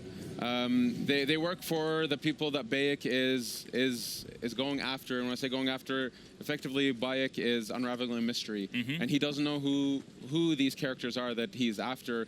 And so he comes to this place. He's actually looking for a contact to gain some info to lead him to eventually his targets. And these are the Ptolemy guards who work for these people. Bayek, being an Egyptian, a Magi, he doesn't have a very good alignment with these people. They represent, they represent really like 'em. the evil forces that are destroying his homeland. So It's anyway, just so these are the people he's after. This area of the world, just to say, if we take a look around, yeah, Carl, this is a beautiful shot of the world. Carl, give us a slow pan here. So this is Well, actually, there's a reach eye point, so we can get a better view from there. Yeah, so we're gonna do a viewpoint.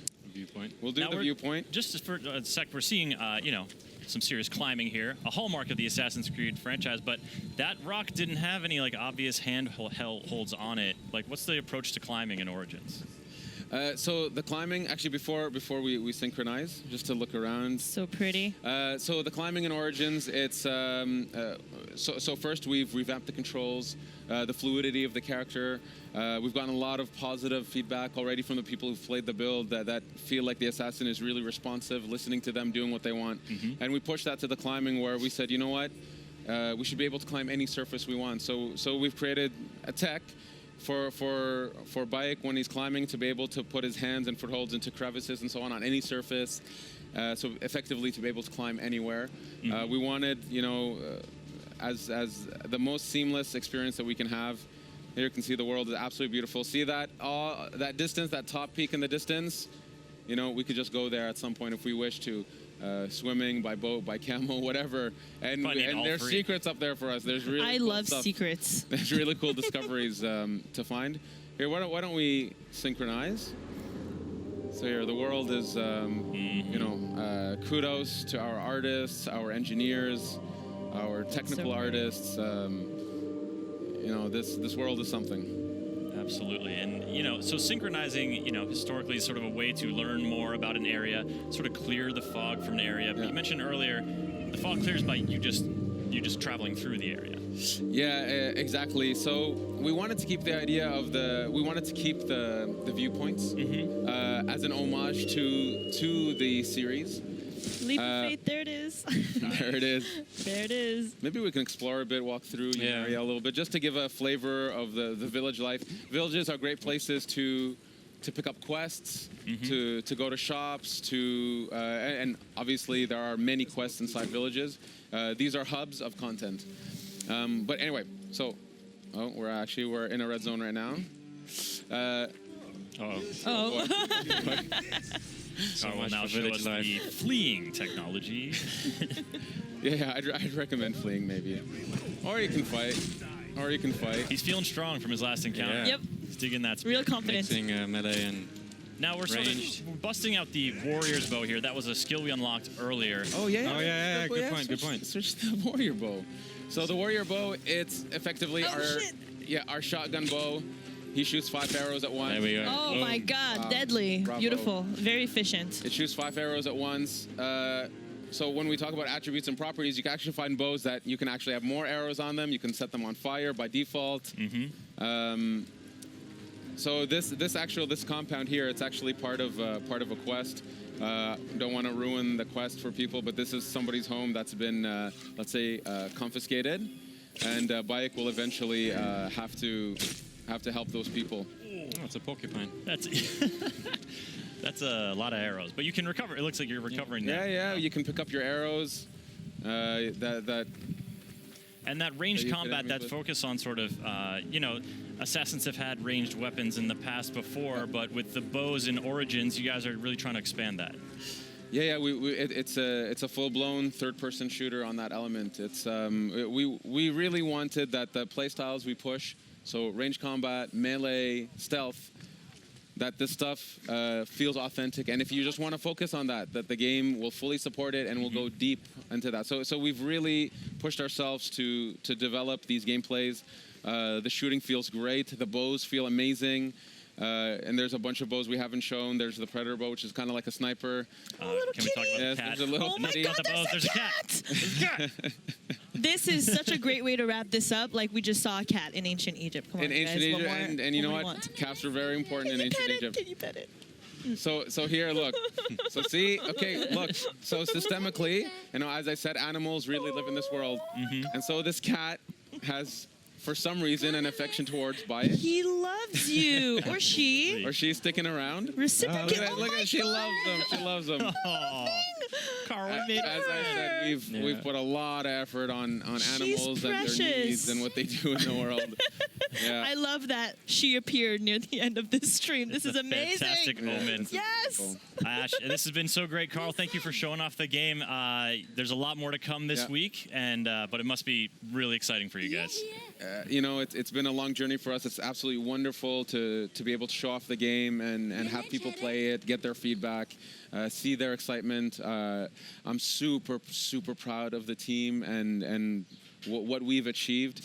Kudos to the Singapore team, to the Montreal team, to all the teams that are working on this game all over the world, with many people supporting us. It's a really wonderful, exciting time for us, and I can't wait for our fans to play this. Absolutely, and they'll get to play it at E3 here, but later this year, October 27th is the release date. Yes, October 27th. So October 27th on PS4 Pro, PS4, Xbox, PC, and of course a launch title for Xbox One X. Fantastic. Well, if you folks want more Assassin's Creed Origins here at E3, there's going to be streams. Keep it tuned to Ubisoft's social channels to find out when and where those are. If you want more Assassin's Creed right now, you can head to the Ubisoft YouTube channel and check out the behind-the-scenes video from the Ubi blog. And for all the awesome games here revealed during that incredible conference, Ubisoft.com, that's where it's at. So on behalf of Hanny, Carl, Ash, I'm Chris Waters, thanking all of you for watching, and have a great week. Peace. Thank you. Have a great E3.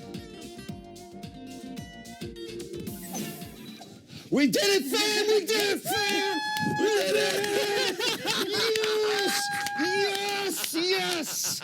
Yes! Yes! We did it. Fam, we believed. People told us, you're wrong, it won't happen. Shut up. Be quiet. Stop dreaming, you're talking crazy. And literally thousands they even of tweets. said it's not even gonna be at E3, but who believed? Who believed? Marcus believed. This guy right here. He never stopped believing. Never Raise your stopped hand out believing. there. Look at There's some footage I think Anna took of the exact moment that we saw Bianca do on screen in text. I don't know if you can hear that. You probably shouldn't. Yeah. No, it's laced with obscenities. But it was really cool because I've been trying to upload because we actually had like the full from the very moment this trailer started playing and Marcus went, oh. Then we turned on the phone and Marcus was sitting there alternately like, no. Yeah. He didn't want to dare to dream, but he was like, no. In the moment. No, and then the at the studio name came up. Yeah. But then at the very end, I was waiting for the explosion, and Marcus just goes, I can't believe it. And then I turned off the phone, and then he's like, I was right! Yeah. I can start screaming at everyone as soon as I turn the phone off. He was looking for a target to be like in your face. Yeah. It was a great moment because as long as I've even known what you cared about with E3, you've been talking about this. I mean, there's a couple of guys. I'm going to give a shout out to Fat Baby and Martin Mumbles, and we for years have been this collective, trifecta of this will be the year, guys. We'll do it. We'll do it. So I was like, boys, our hope made this happen. They're gonna make a Disney movie out of this because that's how real this out of hope 3 and people want. who dared to hope. And Beyond Good and Evil 2 is actually going to be new to a lot of people. And first It's new off, to me, and I go just play wanted the to first one. I just wanted to say, it looks fantastic for someone who has no idea what that first game is. Wait, so tell us, for people who didn't play the first one, this is like a prequel or a sequel? So What is actually, it's amazing because I was so excited and just in awe of what I was seeing. They released a lot of information that just went was a prequel. right through me. That right I did through me. hear. Is that it was a prequel? They did yeah. mention. It sounds like it's way more world focused, which is one of the great things about Beyond Good and Evil 2, or Beyond Good and Evil, is the world that it creates. And one of the reasons why, when we think about video games and the worlds that they live in, there's ones that are okay, this is great, it's neat, and then there's worlds that are like Star Wars, where it's this is totally sets itself apart from other worlds, and it had that feeling to it. And so that was one of the reasons why I was always like, these characters are great. These personalities are great. The humor is good, but also the social commentary is amazing. So I'm really curious to see what this means for the franchise. But the most important part, because obviously through the reaction video, I'm like, where's Jade? Where's Jade? There's, Jade. And, that was a bit of a surprise, but at the same time, focusing on the world. To me, I'm okay, because that means this franchise is alive. I will see Jade eventually, no matter what. You've been wondering where it was, lost out there in the abyss, and you hoped against hope that it wasn't dead, and it's not. It's alive. Also, you beat the Ubisoft mind game. You did. Of the event. You called it. All of us were like, "Oh, poor They've been Marcus." silent for Yeah, they were years. like, Poor they're letting him Marcus, down the early this year, conspiracy so he doesn't theories. focus the 'Cause whole he's like, show on the game that won't happen. Yeah, they flat out said that they would not have Beyond Good and Evil 2, and Marcus was like, they haven't said anything the last few years. They said something, and that means something, and we're like, but they said it wasn't. Oh yeah, wouldn't tinfoil anything. hat. He's a Illuminati. detective. You know what, though? Can we give a shout out? Do that more. Yeah. Tell us it's not. Leak something else. Keep us guessing. That was the greatest E3 experience I've ever had right there. One of my favorite things was right before we go come back from the Ubisoft thing. He's like, "Can I get a cough drop?" I yelled himself silly. Yeah. And it's so funny because today I've seriously gone back and forth. Bethesda last night, where I was confident that this and what we'd heard was going to happen, and then there were some announcements, and man, that really put me way down here for thinking this was going to happen again. So I'm excited. It wasn't the only thing that Ubisoft talked about, so we want to. But I want to know why you love this franchise so much. Because we all know that you do. There's such an easy answer. Play the first game. And then discover for yourself why it's so amazing. But I want to know why you like it. Because I think the characters, the relationships of the characters, especially where it's this isn't a human and a human. There's a human and a pig race, and then this other person, and then this spirit and the children, and there's emotion with all the characters. And I like emotional games. I like to see relationships expand. And so, that's the one thing that's exciting is they show all the different kind of races. There's a lot about the whole concept of a revolution and sort of fight the man and fight the power. So that's why. But play the first game. It's on Steam. You can pull out one of your old consoles. They made it for 5 different platforms. And the reason they did is because people kept rediscovering it. So don't let my words speak for it. Let the game speak for it. It's great. That was beautiful. I know, I love it. It's really special when somebody loves a game like that. It goes with our theme this year. Yeah, E3 relationships 2000, as 2017 gameplay. Relationships, yeah. Yeah. Hey, you're right. So the funny thing is that there was another big announcement that kicked off Ubisoft, and that was the Mario and Rabbids Kingdom Battle, which turned out to be a tactics game, but I almost feel like that really got overshadowed by this Goliath that came to it, but they had Miyamoto on stage. Away from each other as possible. They really did. What'd you guys think of this? It seemed at first like they were really kind of, this was an action game. Well, we went on the same kind of emotional journey, right, Zeke? At first, you thought this was a full, like, RPG. Yeah, like, Super Mario RPG. I was like, come on, put the Rabbids in. I don't give a shit. I want another Mario RPG. And then I saw it was like Mario Rabbids XCOM, and I went, okay, I'm not mad at this. I'm not mad at this. And then I saw kind of how it worked out, and I went, you know what? This makes even more of a case for the Switch for me to buy it, because I haven't bought it yet. Because that's one of the, XCOM was one of the games I played on my iPad, on the go, like in airports and all that kind of stuff. And you can take the Switch with you. Did anyone think like it was a little confusing as they first started showing the gameplay? Because like they did a lot of stuff exploring before they actually got to any sort of battle. I wonder if that was on purpose, because it almost felt like they were trying to be like, look, it's kind of like a Mario adventure, like you recognize, kind of has some ideas that are like, you know, Mario 64, but maybe you have a team instead. And then all of a sudden, he was right. I mean, we were told we'd get something that was completely new to Mario, and this is absolutely completely new to Mario. Yeah, these Mario games do this tricky thing where, like, even if you think back to Mario Party, most people even forget it. There was this element of, like, town building in some of them and, like, you know, gathering things and buying items. And I think those things are hooks for different people, but I'm wondering what the main mechanic is here. And I guess it's this, what we're kind of seeing on the overview, And then they take this tactical gameplay. But you have to go through so much, it seems, to even get here. Yeah, I you know, certainly a lot more to discover as far as is concerned. But I agree with you. It does seem like a good Switch title. We kind of were talking about that earlier. Is that made a lot of sense? Ubisoft has traditionally been on a lot of the Nintendo hardware. I think the comedy of the Rabbids will lend really well to the Mario universe, as we kind of saw already in the trailer. Oh, the rabbit sniffing out Peach was hilarious. It felt so fresh. I was thinking about that because I'm actually a huge Rabbids fan. Like, I love Rayman Raving Rabbids, and it's been, like, let's say almost a decade since we have really done the Rayman Raving Rabbids party game thing, and I've missed them, but I didn't know for sure how well the humor would translate to Anna now from Anna then, and I was sitting there cracking up at the stupid faces and sounds they make, and then putting them next to Mario and Peach, who have such a defined world that I also love, but almost kind of made them a little silly, in taking themselves so seriously, which is something that I think Nintendo kind of shies away from a lot of the time. Like, the persona of Mario and the persona of Peach are so sacred. So I feel like this is a big step to kind of say, like, it's okay, we'll let them take themselves a little less seriously, you know? So I'm super into that. We're going to Montana, Far Cry 5. Love that trailer too. Slow and steady, and then once the guns start firing, you know, get into the all the way to Montucky. We talked a lot about it while it was playing, and everyone in the room, everyone almost said it's great. And I even came out and said, you know, it seems weird to be so excited for a game that has 5 after it, because you know, Well, I'm excited for your stream that you mentioned that you're going to do. Yes, I'm going to cosplay as Zeke when I play Far Cry 5. That'll be, you're going to need a lot of cough drops. You're right, I will. Zeke is from Montana, so does it look faithful to the Montana you know and the love? look of it is perfect.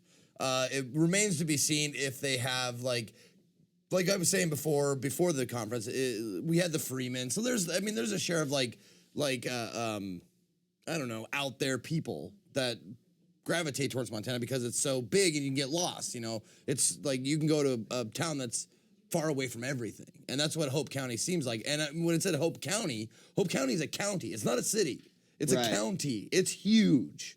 Like, it's expansive. So there could be like 30 or 40 small towns within the county. You know, but like the look of it. I saw right when it came up with the fields of grain. I went, that's Far Cry. It's got because the fields of grain and this, like, they don't make the town bigger, which I like. They keep it nice and small because that's what it looks like. You have a church, you have a bar, and you have a post office, and that's what makes a town in Montana. My God. So this game is so brutal. I forget how hardcore Far Cry is. Oh yeah, it'll be pretty good. I'm really excited for this one. But I'm glad they put towers in there. There's a water tower. There's a tower. Exactly. Real quickly, the VR, what was it called again? Transference. With Elijah That Wood? seems a little crazy, but I like it. That'd probably be like of the Ubisoft reveals or whatever. That was my favorite because I was very on the fence about VR even after playing it a little bit, and then I got to Resident Evil 7. The VR experience of that was fucking fantastic. It was spot on as far as feel. and they touched on so many fears. But I want more of that. I want more of like the fear and the cold sweat that comes with being in VR because it's right there. So I can't wait to see if this like really nails it because it looks like it does, and it has Elijah Wood's stamp. So I'm with Frodo. I thought it was really interesting because we talked about how everything was nominated for what was it, an Academy Award? Yeah, and this looks very much to me like a film game crossover, like an interactive experience that's more along the lines of narrative than gameplay mechanics, which I think is really interesting. And I kind of welcome that, the collaboration between the film and entertainment industry and the games industry, because we're very much in the same world. Yeah. Assassin's Creed, and then, I mean, we've seen that. We've talked a little bit about it, so let's talk about Pirates is the other theme, right? Yes, Skull and Bones. God, that looks good. That was my number 2, like, of all the reveals. Like, that looks amazing. A Ways Away, too. I don't know. That was crazy. It looked, I thought, beautiful but shallow. Like, not a great relationship material kind of situation. Well, I mean, you got to work together as ships. There are moments the moments that excited me most looked like cutscenes. Right. So, well, I mean, fall 2018 for that one. So a long ways away. Take your time, make it right. I like the idea. I mean, it seemed like the idea of the game is you are not a pirate. You are a pirate ship. So you're a ship full of pirates. See, I want to. So you transfer from the crow's nest to the cannon to the ship wheel to everything. Yeah. Like you control it all. Like FTL, sort of. Like. I love that idea. I think that's a great idea, and I hope. I mean, they took pages from Assassin's Creed Black Flag, and I'm sure they took some lessons from Dreadnought with the ship combat and stuff like that. It looks fantastic. The water physics, the boats themselves. Yeah. God, I was actually kind of calling for. I was hoping that they had like more like visible ship destruction, like when your ship gets hit with a cannonball, like wood pieces fly up and stuff. Yeah. I was hoping for it. I didn't see it, but you know, maybe in the future. All right, well, we could talk a little bit longer, but hopefully you enjoyed the Ubisoft press conference. Got a few more games, show off, a few guests that are going to be stopping by. And don't forget, we got the Sony press conference also happening at 6 p.m. PST. But we're going to check in with Kelly and John out on the balcony, who are obviously just as happy as I am and we are that Beyond Good and Evil 2 has been announced. Yeah, Marcus, I'm really happy about that. Although, you know, I'm going to let you believe that was actually Beyond Good and Evil 2. I don't believe it. It's my choice. I don't think it happened. It never happened. I want you to never have it. I was happier. I'm a happier person knowing that you're miserable. And now when I got to see you happy, and when you said F you to my face, that made me feel sad. So I'm going to believe that whole thing never happened. I want to live there. That's where I'm going to live. If you guys didn't see the blow up on Twitter, go to DJ Weed's Twitter. Man, why are you I'm not happy about that. I know it's because it's better seeing Mark. See? That was one of those was at me. One of those was at me, and I sat there and I was like, I'm hurt in my heart. You hit me in my heart. You see, I pointed in my chest. Ow. I'm happy. Look, misery loves company. Okay. And Marcus and I would like call each other late at night and be like, oh, you know, do you think it'll ever come out? And like, no. Never. Just like Last Guardian was never going to come out. Is there anything you're happy about from I'm happy Ubisoft? about Skull and Bones because it's about the Illuminati. Pirates. The Pirate Illuminati. The Pirate Illuminati. The Kraken at the I'm end. actually That's okay. really excited for Skull and Bones because the Black Sails from Assassin's Creed, that was awesome. And so I'm really excited for this game. I think it's going to be a pretty big hit. Well, we know what our hosts are excited about, but guys, we want to know what you are excited about. We are going to do a poll right now in chat to see what your favorite reveal was for Ubisoft, Mario and Rabbids, Beyond Good and Evil 2, Conferince, Skull and Bones. See, I still think, I said this earlier, I think this is a bit biased because I think people will vote for what emote they like the most. Is that how that works? So well, the no, cool cat. You're supposed to vote for what you think is right. And look at that, man. It is so skewed. Beyond Good and Evil 2, 80%. Yeah, I think that's rigged. If you take I it think out of Russia there, got involved on that one. If you take that out of there, I'm actually surprised that Mario and Rabbids is up so high. I personally like it. It looks like XCOM meets a tactics game. Yeah. Meets all the things that are great in a Mario game that you've played before, right? Well, no, that's the thing. Mario RPG is the closest thing to this Mario and Rabbids game that we've played before. I was saying this. It's too unfamiliar. Put Mario back into paper. Put Mario in paper? Give him a tennis Mario? racket. Give him a boxing glove. Make him play soccer. What else does he do? He does so many things, but he cannot be in a tactics game. There's no way. Why? Unbelievable. Why? I don't want it. I just don't believe it. I can't wrap my head around Mario being tactical. He's not Snake. He's a plumber. Okay. There you go. You feel it? You understand? What about about Mario Sunshine? Were you on board with him? He had a jetpack, Yeah. and we all like jetpacks. We all want jetpacks. So yeah, I was okay with that. It made sense. All right. Well, we're going to be talking about The Evil Within in just a few minutes, guys. Or The Evil Within 2, Evil actually. Within 2, yeah. What do you think about that? Oh, well, I have a lot of that. So I keep most of the evil within. Oh, So it's the real one that I'm scared about is the evil without. That's out in the world out there. See what I have to work with? So yeah, I know, I'm sorry. Well, hold on real quick, because when Beyond Good and Evil 2 got announced 15 years ago, Marcus was 50 years old. So I'm really actually starting to think that it's a good thing that it finally is coming out. He's 75 years old right now. So we have to make sure that don't worry about math. Don't worry about math. It's okay. We finally got that game. He's finally got something to be excited for. He's an old man. There you go. More people voting for Skull and Bones. Now, what are you thinking in comparison to the other Pirates game? What other Pirates game? The one that we saw yesterday. You mean Sea of Thieves? Yeah. That's going to be awesome, too. We want all the pirate games we can get. This is a big world out there, a lot of ocean. Most of the planet's ocean, so there should be tons of pirate games. Well, I mean, we're all excited about all these games, guys. And, of course, we got another game coming up right nuts. It is The Evil Within 2. Let's head back to the stage. Thanks, Kelly and John. Yesterday over in Los Angeles, Bethesda Land opened up, and many of our fans got to head on over and enjoy the festivities and the activities and the announcements that you guys had. I saw people eating cotton candy and drinking Nuka-Cola, and I was a little sad I was not there, but it looks like you definitely showed everyone a good time. Ladies and gentlemen, please welcome Pete Hines, VP of Marketing and PR Bethesda, to the stage. And yesterday, one of the happy announcements from Bethesda fans was The Evil Within 2. Yeah. And we see the return of a character that we got to visit and play and interact with in 2014 in The Evil Within. Tell us a little bit about this and, also the story of sort of it coming this year. I think a lot of people happy with that. It is the sequel to The Evil Within, and Shinji Mikami and his team returning to survival horror, something that obviously he knows well since he basically started the genre. They've been hard at work since The Evil Within and some of the DLCs that they did, working on the sequel and what they wanted that to be. So it takes place a little bit after the events in the first game.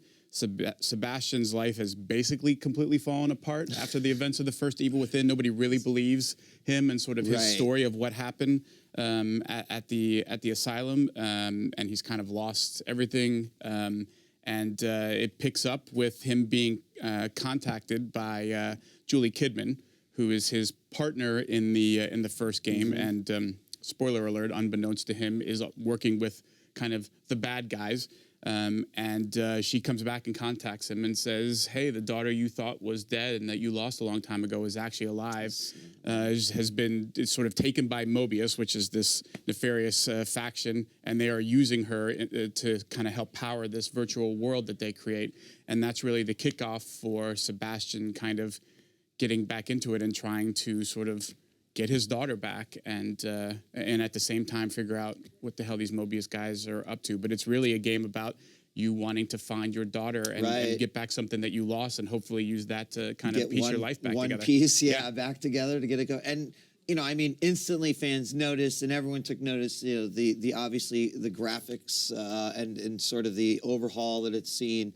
The game certainly has upped its creepiness level to what looks like Beyond 10. I was watching the trailer and with everybody here, and there was just audible gasps. Every moment, just like, oh no, Yeah, it doesn't come across as like a fun, happy action-adventure game. But that's also like what the game was supposed to encompass in a lot of ways. For sure. I mean, we're trying to set a vibe and a tone for, not only kind of what we want the game experience to be like, but also the tone of the world. This kind of unsettling notion that at any given moment you don't really know what's gonna happen or like how to proceed. And we've tried to expand on that this time around. I think one of the things that Shinji and team has tried to introduce is some more open areas to the game. Evil Within was a much more linear game, that there were some areas where you could kind of approach in different ways, but it was still like you're on this main quest through. And this time we've got some more like side questy things,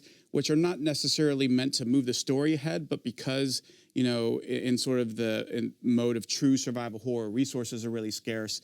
You end up like I don't have a lot of bullets, and I don't really have a way to heal myself. And so God, these side I've always quests. hated. I mean, I love it, but I hate it. Like, So you're sort of encouraged to explore if you need to or want to for resources, or as opposed to just like I'm going to kind of beeline it straight through the story. That there's more things to do off of the side and different ways to kind of approach, but it's all kind of up to you to decide how much of that you want to do. And it's not that it's now just this big open world, but like as you move through the game, there are different areas that you get to where you're